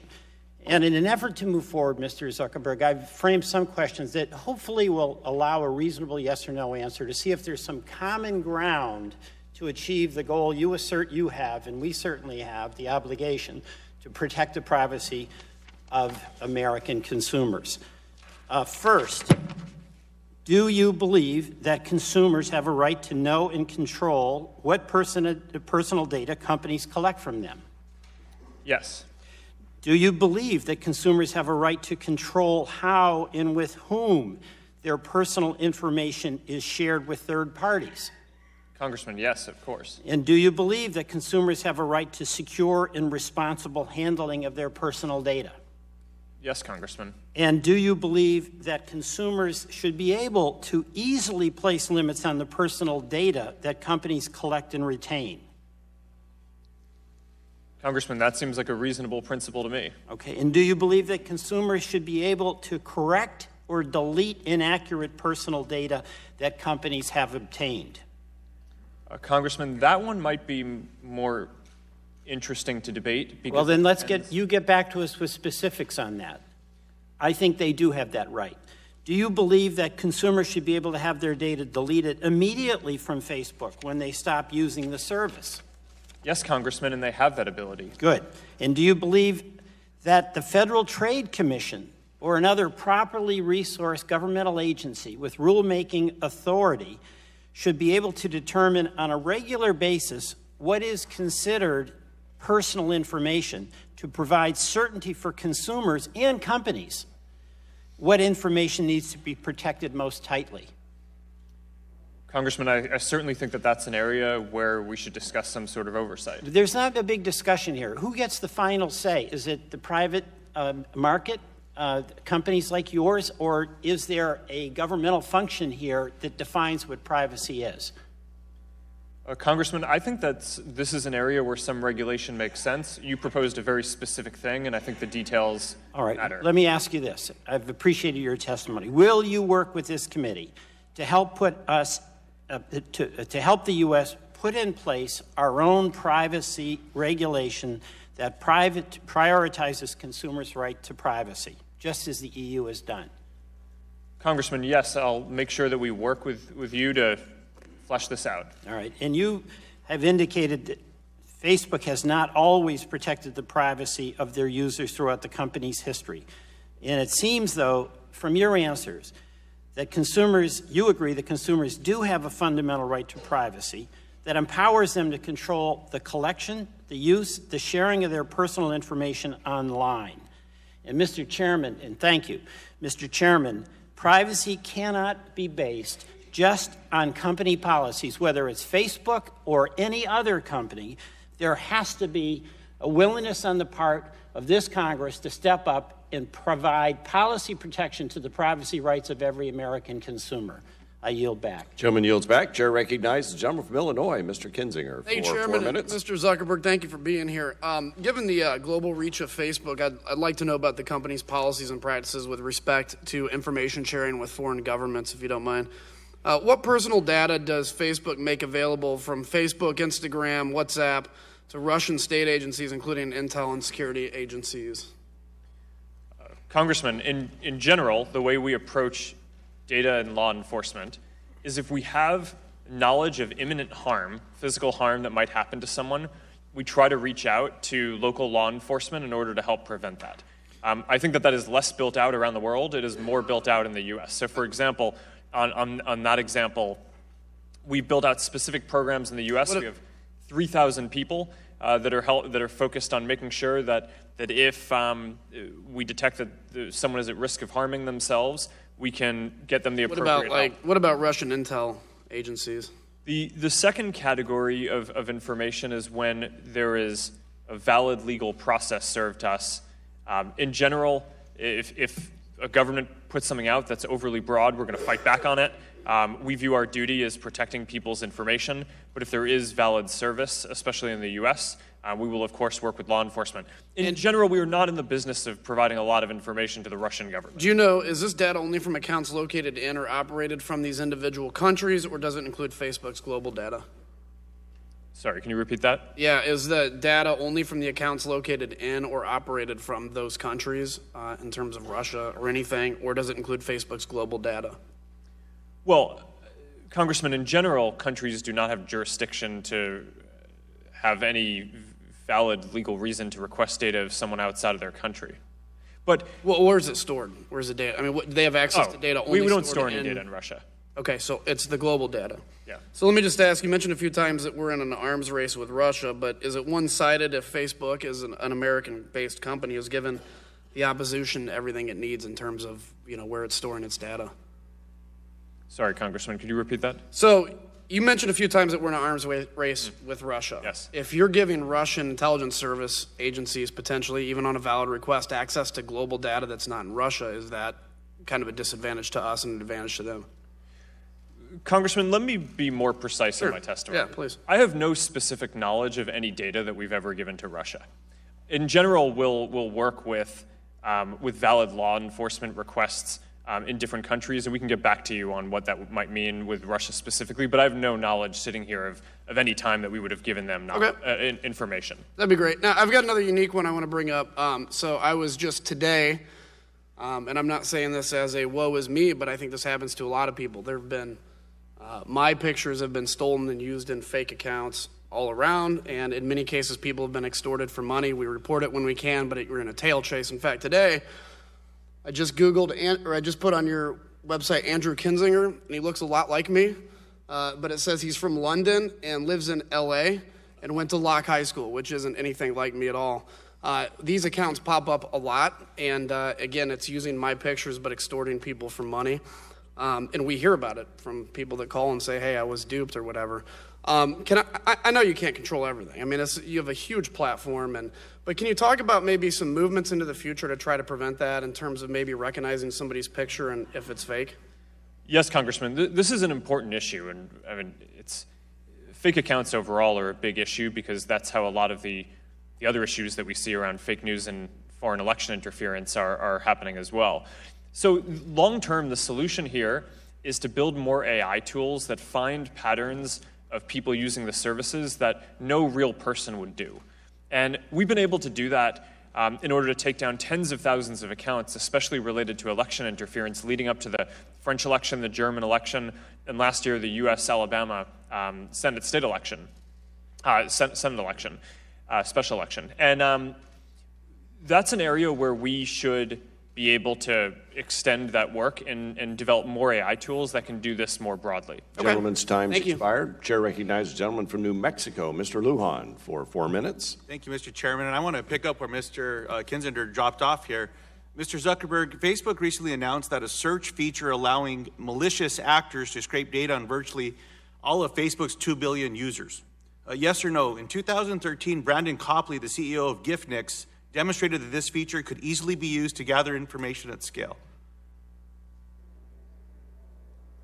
Well, the answer to that question is yes. Yes or no, this issue of scraping data was again raised in 2015 by a cybersecurity researcher, correct? Congressman, I'm not specifically familiar with that. The feature that we identified, I think it was a few weeks ago or a couple weeks ago at this point, was a search feature that allowed people to look up some information that people had publicly shared on their profile. So names, profile pictures, If I may, Mr. Zuckerberg, I will recognize that Facebook did turn this feature off. My question, and the reason I'm asking about 2013 and 2015, is Facebook knew about this in 2013 and 2015, but you didn't turn the feature off until Wednesday of last week. It's the same feature that Mr. Kinzinger just talked about, where this is essentially a tool for these malicious actors to go and steal someone's identity and put the finishing touches on it. So again, one of your mentors, Roger McNamee, recently said your business is based on trust and you're losing trust. This is a trust question. Why did it take so long, especially when we're talking about some of the other pieces that we get to the bottom of? Your failure to act on this issue has made billions of people potentially vulnerable to identity theft and other types of harm from malicious actors. So on to another subject. Facebook has detailed profiles on people who have never signed up for Facebook, yes or no? Congressman, in general, we collect data of people who have not signed up for Facebook for security purposes to prevent the kind of scraping that you were just referring to. So these are called shadow profiles? Is that what they've been referred to by some? Congressman, I'm not familiar with that. I'll refer to them as shadow profiles for today's hearing. On average, how many data points does Facebook have on each Facebook user? I do not know off the top of my head. So the average for non-Facebook platforms is 1,500. It's been reported that Facebook has as many as 29,000 data points for an average Facebook user. Do you know how many points of data that Facebook has on the average non-Facebook user? Congressman, I do not off the top of my head, but I can have our team get back to you afterwards. I appreciate that. It's been admitted by Facebook that you do collect data points on non-average users. So my question is, can someone who does not have a Facebook account opt out of Facebook's involuntary data collection? Congressman, anyone can turn off and opt out of any data collection for ads, whether they use our services or not. But in order to prevent people from scraping public information, which again, the search feature that you brought up only showed public information, people's names and profiles and things that they'd made public, but nonetheless, we don't want people aggregating even public information. But so block that. So we need to know when someone is trying to repeatedly access our services. If I may, Mr. Zuckerberg, I'm about out of time. It may surprise you that we've not talked about this a lot today. You've said everyone controls their data, but you're collecting data on people that are not even Facebook users, that have never signed a consent, a privacy agreement, and you're collecting their data. And it may surprise you that on Facebook's page, when you go to I don't have a Facebook account and would like to request all my personal data stored by Facebook, it takes you to a form that says go to your Facebook page, and then on your account settings, you can download your data. So you're directing people that don't have access, don't even have a Facebook page, to have to sign up for a page to release their data. We've got to fix that. The last question that I have is, have you disclosed to this committee or to anyone all information Facebook has uncovered about Russian interference on your platform? Congressman, we are working with the right authorities on that, and I'm happy to answer specific questions here as well. Gentleman's time's expired. Thank you, Mr. Chairman. Chair now recognizes the gentleman from Virginia, Mr. Griffith, for 4 minutes. Thank you very much, Mr. Chairman. Appreciate you being here. Let me state up front that I share the privacy concerns that you've heard from a lot of us, and I appreciate your statements and willingness to, help us figure out a solution that's good for the American people. So I appreciate that. Secondly, I have to say that it's my understanding that yesterday Senator Shelley Moore Capito, my friend in my neighboring state of West Virginia, asked you about Facebook's plans with rural broadband, and you agreed to share that information with her at some point in time, get her up to date and up to speed. I was excited to hear that you were excited about that and passionate about it. My district is very similar to West Virginia as it borders it, and we have a lot of rural areas. Can you also agree, yes or no, to update me on that when the information is available? Yes, Congressman. We will certainly follow up with you on this. Part of the mission of connecting everyone around the world means that everyone needs to be able to be on the internet. And unfortunately, too much of the internet infrastructure today is too expensive for the current business models of carriers to support a lot of rural communities with the quality of service that they deserve. So we are building a number of specific technologies, from planes that can beam down internet access to repeaters and mesh networks, to make it so that all these communities can be served, and we'd be happy to follow up with you on this. I appreciate that, and we've got a lot of drone activity going on in our district, whether it's University of Virginia at Wise or Virginia Tech, so we'd be happy to help out there too. Let me switch gears. You talked about trying to ferret out misinformation, and the question becomes, who decides what is misinformation? So when some of my political opponents put on the Facebook that they think Morgan Griffith is a bum, I think that's misinformation. What say you? Congressman, without weighing in on that specific piece of content, let me outline the way that we approach fighting fake news in general. There are 3 categories of fake news that we fight. One are basically spammers. They're economic actors like the Macedonian trolls that I think we've all heard about. Basically, folks who don't have an ideological goal. They're just trying to write the most sensational thing they can in order to get people to click on it so they can make money on ads. It's all economics. So the way to fight that is we make it so that they can't run our ads, they can't make money. We make it so that we can detect what they're doing and show it less in newsfeed so they can make less money. When they stop making money, they just go and do something else because they're economically inclined. The second category are basically state actors, right? So what we've found with Russian interference, and those people are setting up fake accounts. So for that, we need to build AI systems that can go and identify a number of their fake account networks. And just last week, we traced back the Russian activity to specific fake account network that Russia had in Russia to influence Russian culture and other Russian-speaking countries around them. And we took down a number of their fake accounts and pages, including a news organization that was sanctioned by the Russian government as a Russian state news organization. So that's a pretty big action, but removing fake accounts is the other way that we can stop the spread of false information. I appreciate that. My time is running. I do want to point this out, though, as part of that, who's going to decide what is misinformation. We've heard about the Catholic University and the cross. We've heard about a candidate. We've heard about the conservative ladies. A firearms shop, lawful in my district, had a similar problem. It has also been corrected.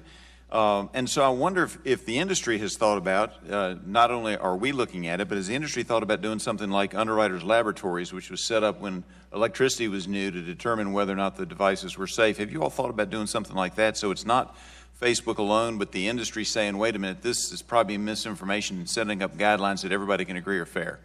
Yes, Congressman. That's actually the third category that I was going to get to next after economic spammers and state actors with fake accounts.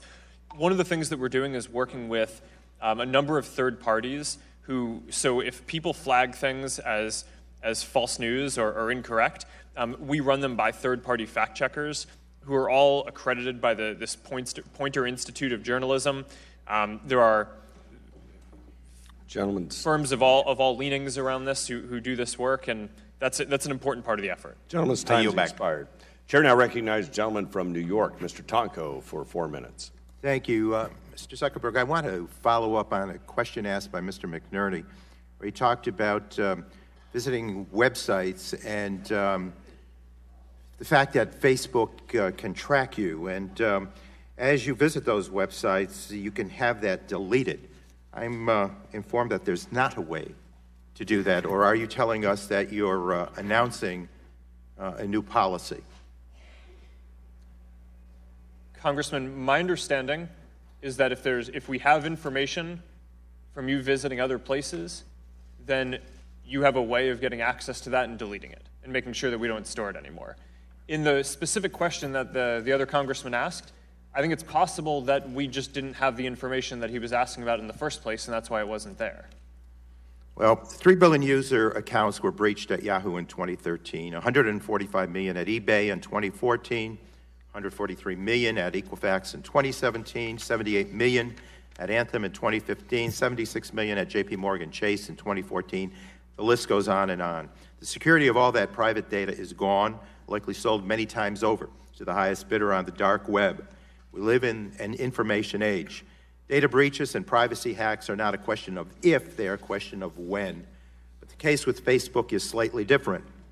The 87 million accounts extracted by Cambridge Analytica are just the beginning, with likely dozens of other third parties that have accessed this information. As far as we know, the dam is still broken. As you have noted, Mr. Zuckerberg, Facebook's business model is based on capitalizing on the private personal information of your users.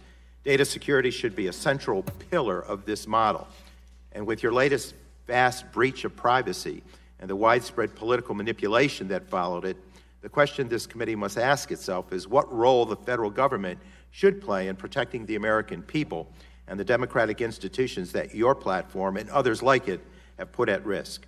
In this case, you gave permission to mine the data of some 87 million users based on the deceptive consent of just a fraction of that number.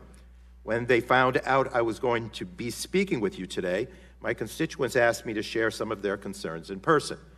How can they protect themselves on your platform?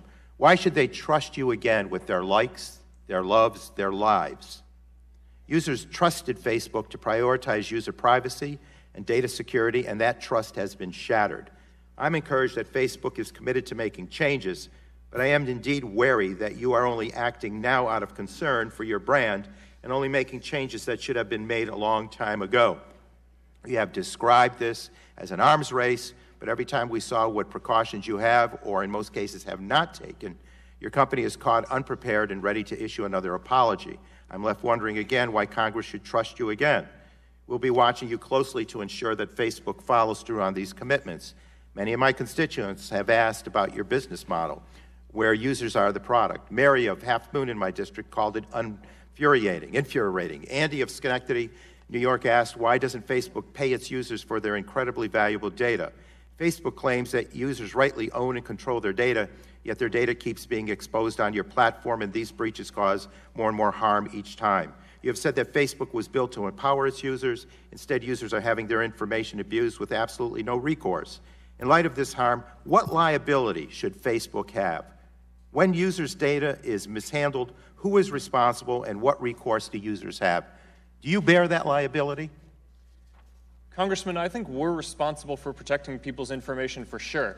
But one thing that you said that I want to provide some clarity on. Do you bear the liability? Well, you said earlier, you referenced that you thought that we were only taking action after this came to light. Actually, we made significant changes to the platform in 2014 that would have made this incident with Cambridge Analytica impossible to happen again today. I wish we'd made those changes a couple of years earlier because this poll app got people to use it back in 2013 and 2014. And if we had made the changes a couple of years earlier, then we would have. Gentleman's time has expired. Chair recognizes. Mr. Chairman, if I might ask that other questions that my constituents have be entered by unanimous consent. Without objection, of course. That goes for all members. Chair recognizes the gentleman from Florida, Mr. Bilirakis, for 4 minutes. Thank you, Mr. Chairman. I appreciate it. And thanks for your testimony, Mr. Zuckerberg.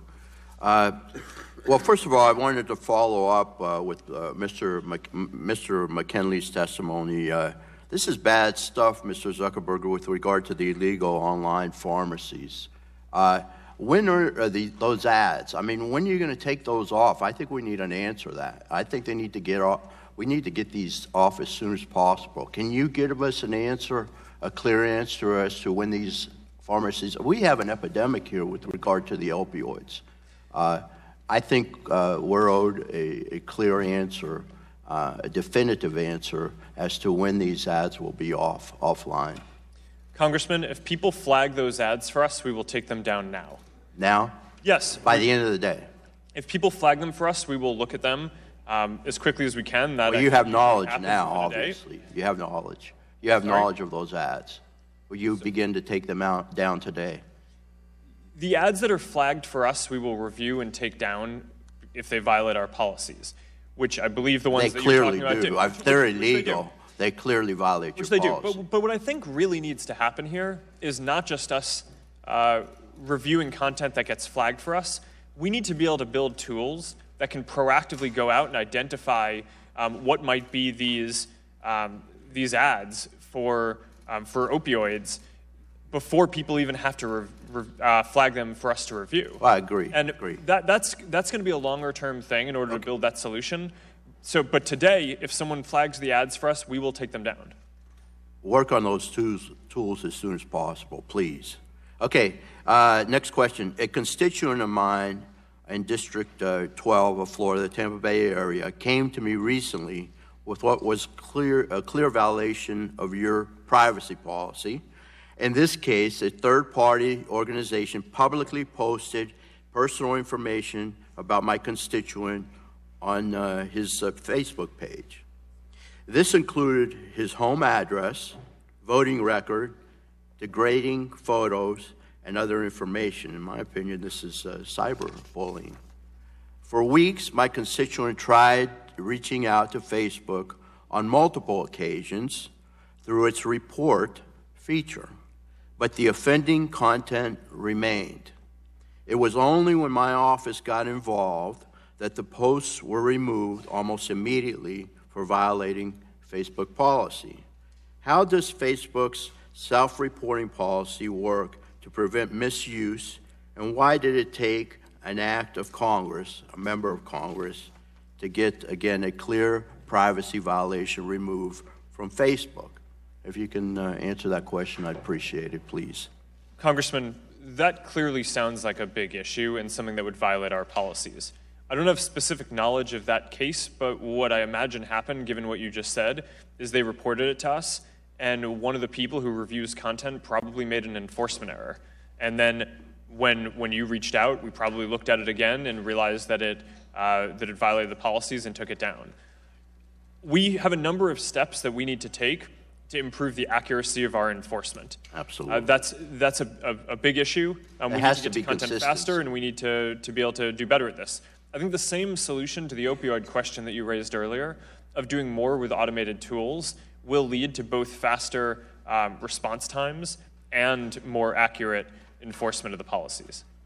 Can you give us a timeline as to when will this be done? I mean, this is very critical for our, I mean, listen, my family uses Facebook, my friends, my constituents. We all use Facebook. I use Facebook.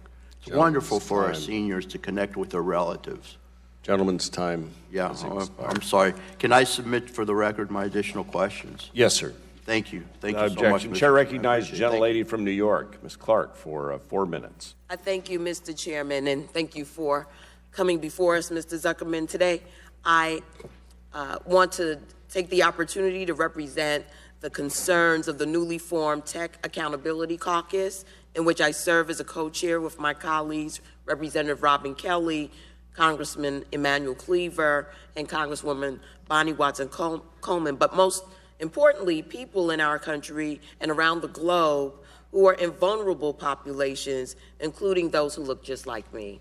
My first question to you is, as you may be aware, there have been numerous media reports about how more than 1,000 Russian ads were bought on Facebook to incite racial and religious division and chaos in the U.S. during the 2016 election.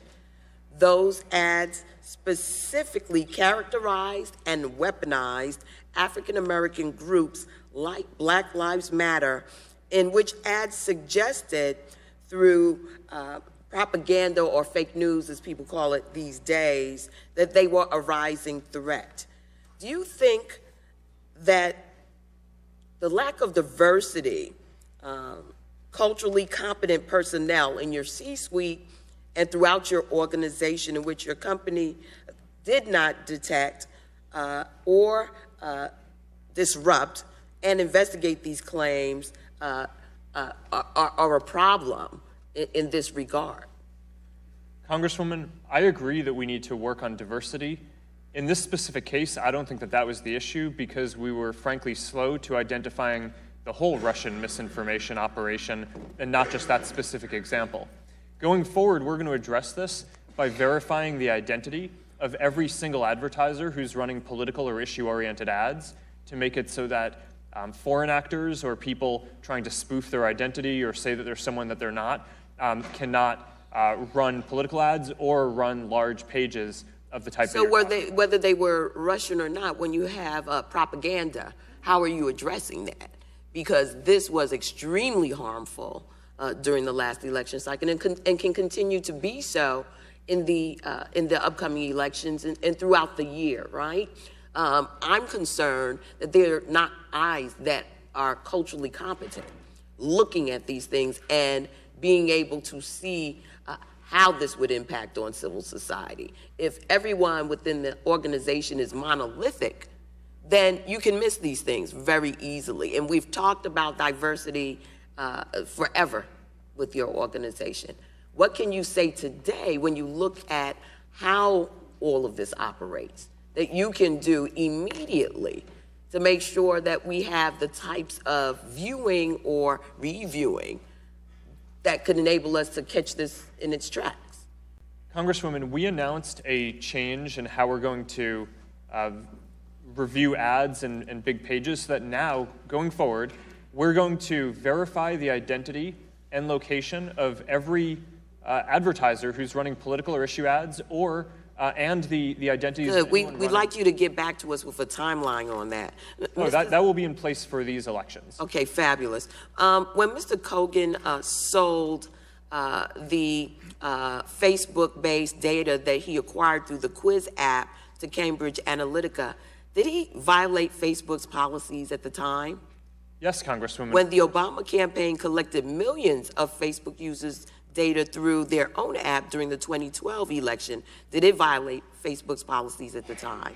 No, Congresswoman, it did not. I hope you understand that this distinction provides little comfort to those of us concerned about our privacy online.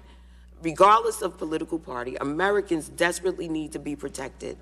Democrats on this committee have been calling for strong privacy and data security legislation for years. We really can't wait, Mr. Chair. Gentlelady's time's expired. Chair recognizes the gentleman from Ohio, Mr. Johnson. Thank you, Mr. Chairman. Mr. Zuckerberg, thanks for joining us today. Let me add my name to the list of folks that you're going to get back to on the rural broadband internet access question. Please add my name to that list. Of course. I got a lot of those folks in my district.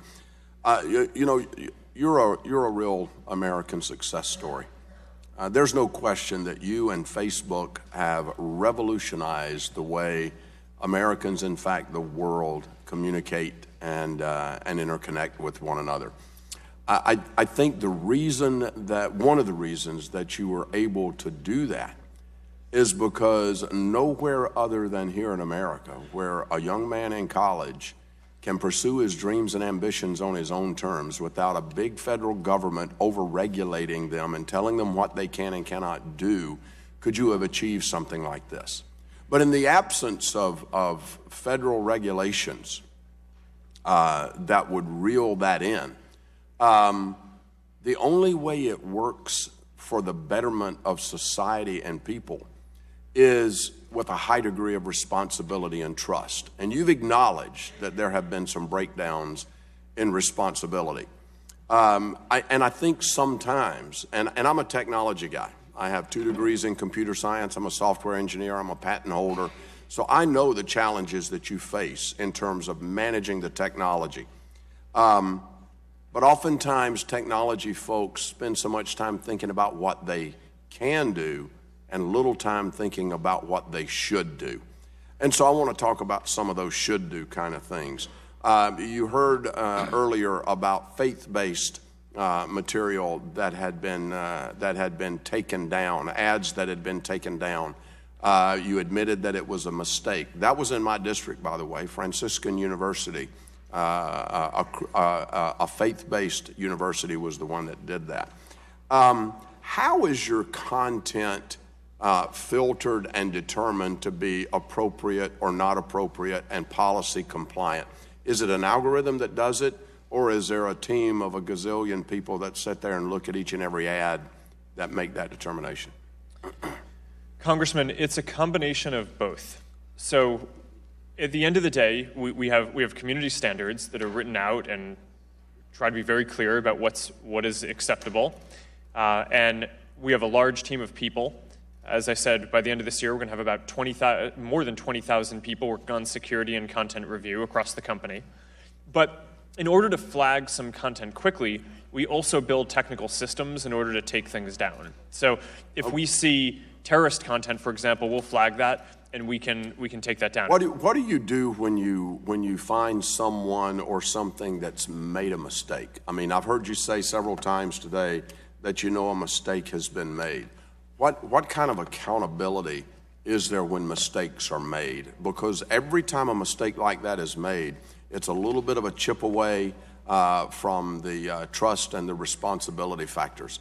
How do you hold people accountable in Facebook when they make those kind of mistakes of taking stuff down that shouldn't be taken down or leaving stuff up that should not be left up?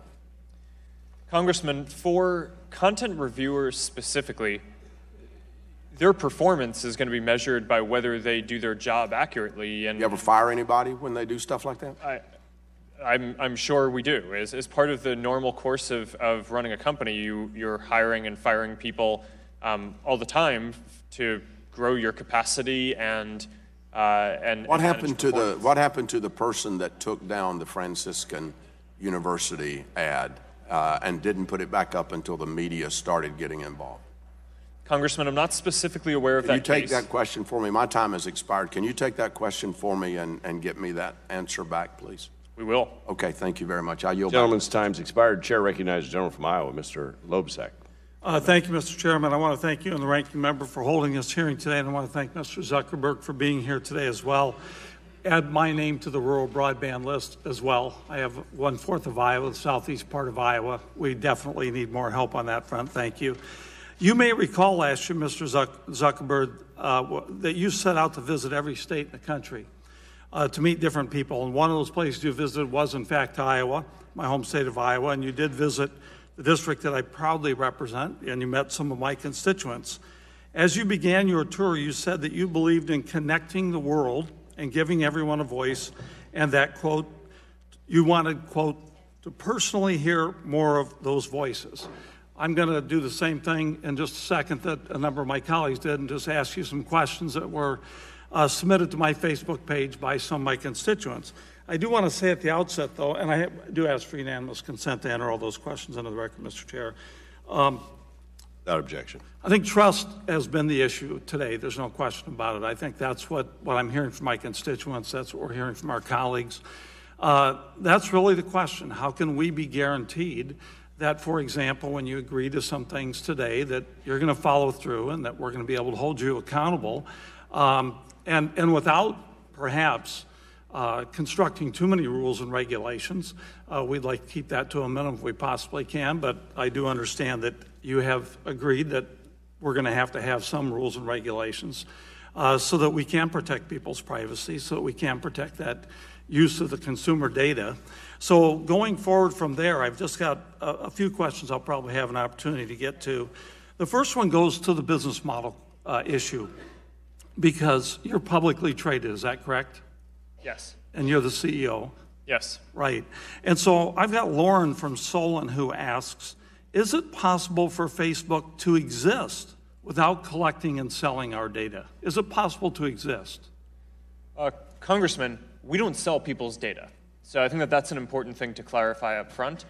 And then in terms of collecting data, I mean, the whole purpose of the service is that you can share the things that you want with the people around you, right, and your friends. So is it possible for you to be in business without sharing the data, because that's what you have done, whether it was selling or not, sharing the data, providing it to Cambridge Analytica and other folks along the way? Is it possible for your business to exist without doing that? Well, Congressman, it would be possible for our business to exist without having a developer platform. It would not be possible for our business to, or our products or our services or anything that we do to exist without having the opportunity for people to go to Facebook, put in the content that they want to share and who they want to share it with, and then go do that. That's the core thing. Okay, thank you. I appreciate that. And then Brenda from Muscatine, she has a question obviously related to trust as well, and that is, how will changes promised this time be proven to be completed? She'd like to know, how's that going to happen? If there are changes, you said there have been some changes, how can she and those folks in our districts and throughout America, not just members of Congress, but how can folks in our districts hold you accountable? How do they know that those changes are in fact going to happen? That's what that question's about. Congressman, for the developer platform changes that we announced, they're implemented. We're putting those into place. We announced a bunch of specific things. It's on our blog, and I wrote it in my written testimony, and that stuff is happening. We're also going back and investigating every single app that had access to a large amount of data before we locked down the platform in the past. We will tell people if we find anything that misused their data, and we will tell people when the investigation is complete. Thank you. And finally, Chad from Scott County wants to know, who has my data other than Cambridge Analytica? Congressman, part of what I just said is that we're going to do an investigation of every single app that had access to a large amount of people's data. If you signed into another app, then that app probably has access to some of your data. And part of the investigation that we're going to do is to determine whether those app developers did anything improper or shared that data further beyond that. And if we find anything like that, we will tell people that their data was misused. Thank you, Mr. Zuckerberg. Thank you, Mr. Chair.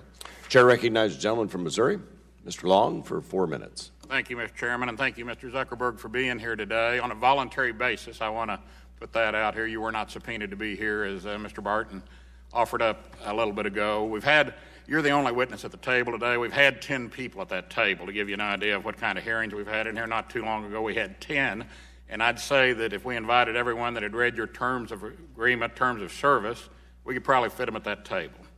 I also would say that I represent 751,000 people, and out of that 751,000 people, the people in my area that are really worked up about this Facebook and about this hearing today would also fit with you there at the table. So I'm not getting the outcry from my constituents about what's going on with Cambridge Analytica and this user agreement and everything else, but there are some things that I think you need to be concerned about. One question I'd like to ask before I go into my questioning is, what was FaceMash, and is it still up and running? No, Congressman. FaceMash was a prank website that I launched in college in my dorm room before I started Facebook. There was a movie about this, or it said it was about this. It was of unclear truth. And that claimed that FaceMash was somehow connected to the development of Facebook. It isn't. It wasn't. Just and coincidental. FaceMash The timing was the same, right? Just coincidental? It was in 2003. Okay. And I took it down, and it actually has nothing to do with it. You put up pictures of two women and decide which one was the better, more attractive of the two. Is that right? Congressman, that is an accurate description of the prank website that I made when I was a sophomore in college. But from that beginning, whether it was actually the beginning of Facebook or not, you've come a long way. Jan Schakowsky, Congressman Schakowsky this morning said self-regulation simply does not work. Mr. Butterfield, Representative Butterfield, said that you need more African-American inclusion on your board of directors. If I was you, a little bit of advice, Congress is good at two things: doing nothing and overreacting.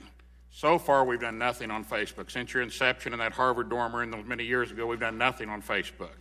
We're getting ready to overreact. So just take that as a shot across the bow warning to you. You've got a good outfit there on your front row behind you, that very bright folks. You're Harvard educated. I have a Yale hat that cost me $160,000. That's as close as I ever got to an Ivy League school. But I'd like to show you right now a little picture here. You recognize these folks? I do. Who are they? I believe, is that Diamond and Silk? That is Diamond and Silk, two biological sisters from North Carolina. I might point out they're African American. And their content was deemed by your folks to be unsafe. So, you know, I don't know what type of a picture this is, if it was taken in a police station or what in a lineup, but apparently they've been deemed unsafe. Diamond and Silk have a question for you, and that question is, what is unsafe about two black women supporting President Donald J. Trump? Well, Congressman, nothing is unsafe about that. The specifics of this situation, I'm not as up to speed on as I probably would be if I didn't have a hearing that I... You have 20,000 employees, as you said, to check content, and I would suggest, as good as you are with analytics, that those 20,000 people, you do some analytical research and see how many conservative websites have been pulled down and how many liberal websites. One of our talk show hosts at home, Nick Reed, this morning on the radio said that if Diamond and Silk were liberal, they'd be on the late night talk show circuit back and forth. They're humorous, they have their opinion, not that you have to agree or that I have to agree, do agree, don't agree with them. But the fact that they're conservative, and I just remember, if you don't remember anything else from this hearing here today, remember, we do nothing and we overreact. And we're getting ready to overreact, so I would suggest you go home and review all these other things people have accused you of today. Get with your good team, they're behind you. You're the guy to fix this. We're not. You need to save your ship. Thank you. Gentlemen's time Mr. is Chairman, expired. since my name was mentioned, can I just respond? I tell you, if we could move on, just because we're going to run out of time for members down dais to be able to ask their questions. Okay, I mean, I consider Billy Long a good friend. Let me just say that I don't think it was a breach of decorum, and I just take issue with his saying that a very modest bill that I've introduced is an overreach. That's all. I didn't say it was an overreach. All I said was that I would just remind you of several. Now recognize the gentleman from Oregon, Mr. Schrader, for questions. Thank you, Mr. Chairman. I appreciate that. Mr. Zuckerberg, again, thank you for being here. Appreciate your good offices and voluntarily coming before us. You have testified that you voluntarily took Cambridge Analytica's word that they had deleted information, found out subsequently that they did not delete that information, have sent in your own forensics team, which I applaud. I just want to make sure and get some questions answered here. Can you tell us that they were told not to destroy any data, misappropriated data they may find? Congressman, so you're right that in 2015, when we found out that the app developer Alexander Kogan had sold data to Cambridge Analytica, we reached out to them. At that point, we demanded that they delete all the data that they had. They told us at that point that they had done that. And then a month ago, we heard a new report that said that, that they actually hadn't done that. But I'm talking about the direction you've given your forensic team. Now, if they find stuff, they're not to delete it at this point in time, or are they going to go ahead and delete it? The audit team that we are sending in. Right. The first order of business is to understand exactly what happened. And I'm worried about the information being deleted without law enforcement having the opportunity to actually review that. Will you commit to this committee that neither Facebook nor its agents have removed any information or evidence from Cambridge Analytica's offices? Congressman, I do not believe that we have. And how about Mr. Kogan's office, if I may ask? One specific point on this is that our audit of Cambridge Analytica, we've paused that in order to cede to the UK government, which is conducting its own government audit, which of course, an investigation, which of course takes precedence. With all due respect, what I'm getting at is I'd like to have the information available for the UK or US law enforcement officials, and I did not hear you commit to that. Will you commit to the committee that Facebook has not destroyed any data or records that may be relevant to any federal, state, or international law enforcement investigation? Congressman, yes. What I'm saying is that the UK government is going to complete its investigation before we go in and do our audit, so they will have full access to all the information. So you've suspended your audit pending the UK's investigation? Yes, we've paused it pending theirs. So it's my understanding that you and other Facebook executives have the ability to rescind or delete messages that are on people's websites to be clear, I just want to make sure that if that is indeed the case, that after you've deleted that information, that somehow law enforcement, particularly relevant to this case, would still have access to those messages. Congressman, yes. We have a document retention policy of the company where for some people we delete emails after a period of time, but we, of course, preserve anything that there's a legal hold on. Great. Well, I appreciate that. While you've testified very clearly that you do not sell information, it's not Facebook's model. You do the advertising and obviously have other means of revenue. But it's pretty clear others do sell that information. Doesn't that make you somewhat complicit in what they're doing? You're allowing them to sell the information that they glean from your website? Well, Congressman, I would disagree that we allow it. We actually expressly prohibit any developer that people How do you enforce that? That's my concern. How do you enforce that? Complaint only is what I've heard so far tonight. Yes, Congressman. Some of it is in response to reports that we get, and some of it is we do spot checks to make sure that the apps are actually doing what they say they're doing. And going forward, we're going to increase the number of audits that we do as well. So last question is it's my understanding based on the testimony here today that even after I'm off of Facebook, that you guys still have the ability to follow my web interactions. Is that correct? Congressman, I've logged out of Facebook. Do you still have the ability to follow my interactions on the web? Congressman, you have control over what we do for ads and the information collection around that. On security, there may be specific things about how you use Facebook, even if you're not logged in, that we keep track of to make sure that people aren't abusing the systems. Gentleman's time has expired. And just for our members who haven't had a chance to ask questions, we will pause at 1:30. Well, we will have votes at 1:40. We will continue the hearing after a brief pause, and we'll coordinate that. We'll go now to Dr. Bashan. Thank you, Mr. Chairman. Thank you, Mr. Zuckerberg, for being here. There are plenty of anecdotal examples, including from family members of mine, where people will be verbally discussing items, never having actually been on the internet at the time. And then the next time they get on Facebook or other online apps, ads for things that they were verbally discussing with each other will show up. And I know you said in the Senate that Facebook doesn't specifically listen to what people are saying through their phone, whether that's a Google phone or whether it's Apple or another one. However, the other day, my mother-in-law and I were discussing her brother who had been deceased for about 10 years, and later on that evening on her Facebook site she had set to music kind of a in memoriam picture collage that came up on Facebook specifically to her brother, and that happened the other night. So if you're not listening to us on the phone, who is, and do you have specific contracts with these companies that will provide data that is being acquired verbally through our phones or now through things like Alexa or other products? Congressman, we're not collecting any information verbally on the microphone, and we don't have contracts with anyone else who is.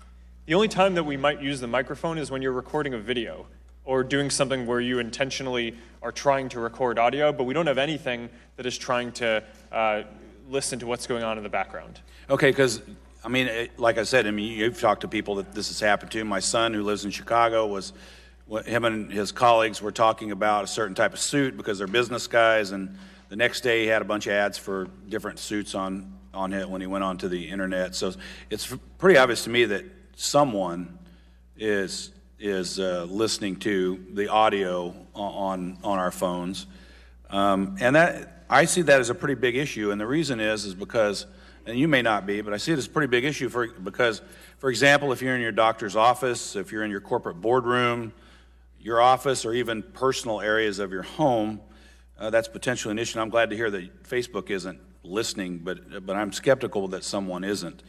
And I see this as an industry-wide issue that you could potentially help address. And the final thing I'll just ask is that when you have, say, an executive session or whatever, your corporate board, and you have decisions to be made, do you allow the people in the room to have their phones on them? Congressman, we do. I don't think we have a policy that says that your phone can't be on. And again, I'm not familiar with Facebook doesn't do this, and I'm not familiar with other companies that do either. My understanding is that a lot of these cases that you're talking about are a coincidence, or someone might be talking about something, but then they also go to a website or interact with it on Facebook because they were talking about it, and then maybe they'll see the ad because of that, which is a much clearer statement of the intent. Okay, because if that's the case, then, I mean, I know for convenience, companies have developed things like Alexa, and I don't want to and other companies are developing things like that. But it just seems to me that the whole part of the whole point of those products is not just for your own convenience, but when you're verbally talking about things and you're not on the internet, they are able to collect information on the type of activities that you're engaging in. So I'd implore the industry to look into that and make sure that in addition to physical exploring the internet and collecting data, that data being taken verbally not be allowed. Thank you. Gentleman's time's expired. Chair recognizes the gentleman from Massachusetts, Mr. Kennedy, for 4 minutes. Thank you, Mr. Chairman. Mr. Zuckerberg, thank you for being here. Thank you for your patience and over both days of testimony. You spoke about the framing of your testimony about privacy, security, and democracy. I want to ask you about privacy and democracy, because I think obviously those are linked. You have said over the course of questioning yesterday and today that users own all of their data. So I want to make sure that we drill down on that a little bit, and I think our colleagues have tried. That includes, I believe, that the information that Facebook requires users to make public. So that would be a profile picture, gender, age range, all of which is public-facing information. That's right? Yes. Okay.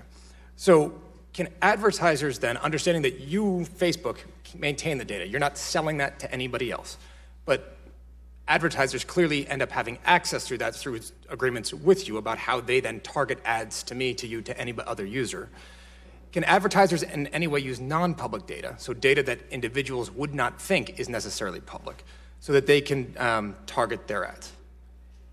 Congressman, the way this works is, let's say you have a business that is selling skis, okay, and you have on your profile that you are interested in skiing, but let's say you haven't made that public, but you share it with your friends, or so broadly. We don't tell the advertiser that here's a list of people who like skis. They just say, okay, we're trying to sell skis. Can you reach people who like skis? And then we match that up on our side without sharing any of that information. Understood. They don't. You don't share that, but they get access to that information so that if they know that they want to market skis to me because I like skis. On the realm of data that is accessible to them, does Facebook include deleted data? Congressman, no. Okay. And I also would push back on the idea that we're giving them access to the data. We allow them to reach people who said that on Facebook, but we're not giving them access to the data. Fair. So can advertisers either directly or indirectly get access to or use the metadata that Facebook collects in order to more specifically target ads? So that would include, I know you've talked a lot about how Facebook would use access to information for folks that, well, I might be able to opt in or out about your ability to track me to other websites. Is that used by those advertisers as well? Congressman, I'm not sure I understand the question. Can you give me an example of what you mean? Essentially, does the advertisers that are using your platform, do they get access to information that the user does not actually think is either one, being generated, or two, is public? Understanding that, yes, if you dive into the details of your platform, users might be able to shut that off. But I think one of the challenges with trust here is that there's an awful lot of information that's generated that people don't think that they're generating, and that advertisers are being able to target because Facebook collects it. Yes. So, Congressman, my understanding is that the targeting options that are available for advertisers are generally things that are based on what people share. Now, once an advertiser chooses how they want to target something, Facebook also does its own work to help rank and determine which ads are going to be interesting to which people. So we may use metadata or other behaviors of what you've shown that you're interested in a newsfeed or other places in order to make our systems more relevant to you. But that's a little bit different from giving that as an option to an advertiser, if that makes sense. Right. But then I guess the question back to, and I only got 20 seconds, I think one of the rubs that you're hearing is, I don't understand how users then own that data. I think that's part of the rub. Second, you focus a lot of your testimony and the questions on the individual privacy aspects of this, but we haven't talked about the societal implication of it. And I think while I applaud some of the reforms that you're putting forward, the underlying issue here is that your platform has become a mix of 2 seconds. News, entertainment, social media, that is up for manipulation. We've seen that with a foreign actor. If the changes to individual privacy don't seem to be sufficient to address that underlying issue. Time has expired. Love your comments on that at the appropriate time. Thank you. Chair to recognize the gentleman from Texas, Mr. Flores, for 4 minutes. Thank you, Mr. Chairman. Mr. Zuckerberg, thank you for being here today. I'm up here, top row. I'm certain that there are other things you'd rather be doing. The activities of Facebook and other technology companies should not surprise us. I mean, we've seen it before, and again, don't take this critically, but we saw a large oil company become a monopoly back in the late 1800s, early 1900s. We saw a large telecommunications company become a near monopoly in the 60s, 70s, and 80s. And just as Facebook, these companies were founded by bright entrepreneurs, their companies grew, and eventually they sometimes became detached from everyday Americans. And what happened is policymakers then had to step in and reestablish the balance between those folks and everyday Americans. You didn't intend for this to happen. It did happen, and I appreciate that you've apologized for it. And one of the things I appreciate about Facebook, it appears you're proactively trying to address the situation. Just as we addressed those monopolies in the past, we're faced with that situation today. We need to, and this goes beyond Facebook. This has to do with the edge providers. It has to do with social media organizations and also with ISPs. Back to Facebook in particular, though, we heard examples yesterday during the Senate hearing and also today during this hearing so far about ideological bias among the users of Facebook. In my Texas district, I had a retired school teacher whose conservative postings were banned or stopped. The good news is I was able to work with Facebook's personnel and get her reinstated. That said, the Facebook censor still seemed to be trying to stop her postings, and anything you can do in that regard to fix that bias will go a long way. I want to move a different direction. That's to talk about the future. Congress needs to consider policy responses, as I said earlier, and I want to call this policy response Privacy 2.0 and Fairness 2.0. With respect to fairness, I think the technology companies should be ideologically agnostic regarding their users' public-facing activities. The only exception would be for potentially violent behavior. I'll ask my question is on this. Do you agree that Facebook and other technology platforms should be ideologically neutral? Congressman, I agree that we should be a platform for all ideas and that we should focus on that. Good. I've got limited time. With respect to privacy, I think that we need to set a baseline. When we talk about a virtual person that each technology user establishes online, their name, address, their online purchases, geolocation data, websites visited, pictures, etc., I think that the individual owns the virtual person that they've set up online. My second question is this. You said earlier that each user owns their virtual presence. Do you think that this concept should apply to all technology providers, including social media platforms, edge providers, and ISPs? Congressman, yes. In general, I think that people own their information. I'm not trying to cut you off. You can provide more information supplementally after if you don't mind. In this regard, I believe that if Congress enacts privacy standards for technology providers, just as we have for financial institutions, healthcare, employee benefits, et cetera, the policy should state that the data of technology users should be held privately unless they specifically consent to the use of the data by others. This release should be based upon the absolute transparency as to what data will be used, how it will be processed, where it will be stored, what algorithms will be applied to it, who will have access to it, if it will be sold, and to whom it might be sold. The disclosure of this information and the associated opt-in actions should be easy to understand and easier for non-technical users to execute.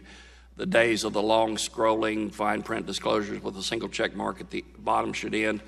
In this regard, based on my use of Facebook, I think you've come a long way toward meeting that objective. I think we must move further. I'll have two other questions to submit later.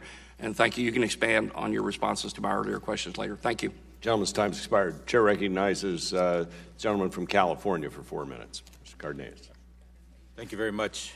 Seems like we've been here forever, don't you think? Well, thank you, Mr. Chairman, Ranking Member, for holding this important hearing.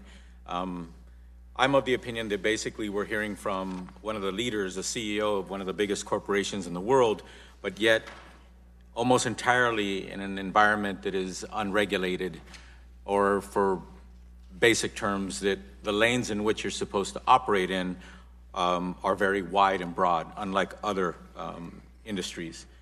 Yet at the same time, I have a chart here of the growth of Facebook. Congratulations to you and your shareholders. It shows that in 2009, your net value of the company was less than, or revenue was less than $1 billion. And then you look all the way over to 2016, it was in excess of $26 billion. And then in 2017, apparently about close to $40 billion. Are those numbers relatively accurate about the growth and the phenomenon of Facebook? Congressman, they sound relatively accurate. Okay. Just so you know, it just brought to my attention, my staff texted me a little while ago that the CEO of Cambridge Analytica apparently stepped down sometime today. I don't know if anybody of your team there whispered that to you, but my staff just reported that. That's interesting. The fact that the CEO of Cambridge Analytica stepped down, does that in and of itself solve the issue and the controversy around what they did? Congressman, I don't think so.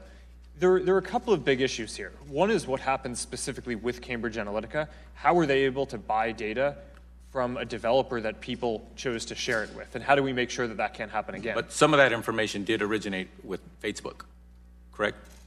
People had it on Facebook and then chose to share theirs and some of their friends' information with this developer, yes.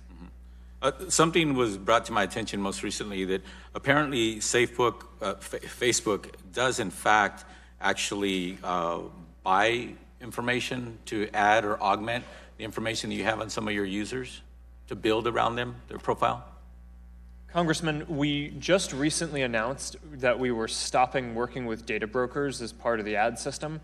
But you did do that to build your company in the past. It's an industry standard ad practice, and recently, upon examining all of our systems, we decided that's not a thing that we want to be a part of, even if everyone else is doing it. But you did engage in that as well, not just everybody else, but Facebook yourselves, you did engage in that. Yes, until we announced that we're shutting it down, yes. Okay. It's my understanding that when The Guardian decided to report on the Cambridge Analytica consumer data issue, Facebook threatened to sue them if they went forward with their story. It appears, did it happen something like that? Facebook kind of warned them like, hey, maybe you don't want to do that? Congressman, I don't believe that. I think that there may have been a specific factual inaccuracy that we. So in other words, you checking The Guardian and saying you're not going to want to go out with that story because it's not 100% factual. That's a specific point, yes. Okay. Now, however, they did go through with their story, regardless of the warnings or the threats of Facebook saying that you're not going to want to do that. When they did do that, and only then did Facebook actually apologize for that incident, for that 89 million users' information, unfortunately, ending up in their hands. Isn't that the case? Congressman, you're right that we apologized after they posted the story. They had most of the details of what was right there, and I don't think we objected to that. There Thank was you. Specific things. Okay, but I only have a few more seconds. My main point is this. I think it's time that you, Facebook, if you want to truly be a leader in all the sense of the word and recognize that you can, in fact, do right by American users of Facebook, and when it comes to information, unfortunately, getting in the wrong hands, you can be a leader. Are you committed to actually being a leader in that sense? Chairman, the gentleman's time. Can you give a 2-second answer? Sure. Congressman, I am definitely committed to taking a broader view of our responsibility. That's what my testimony is about, making sure that we don't just give people tools, but make sure that they're used for good. Thank you very much. Thank you, Mr. Chairman. And with that, we will recess for about 5 minutes, 10 minutes. We'll recess for 10 minutes and then resume the hearing.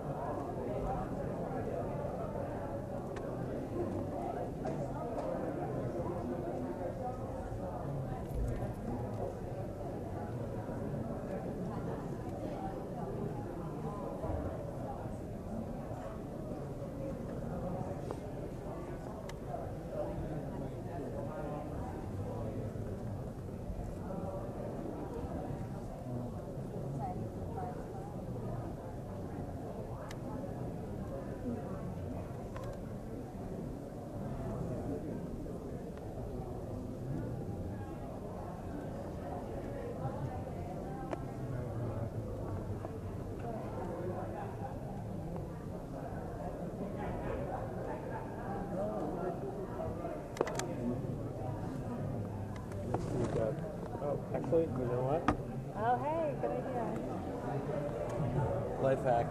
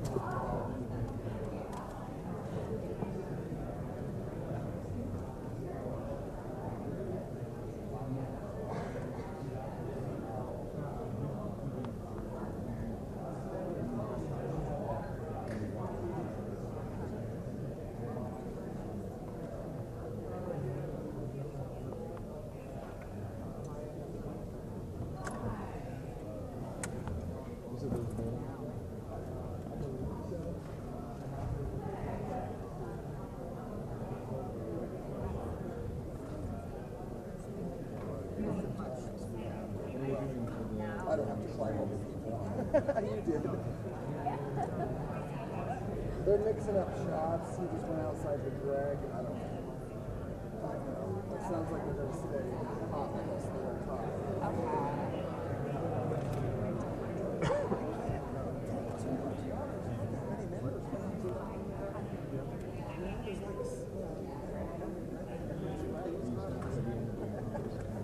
There's like 6 on the bar last night.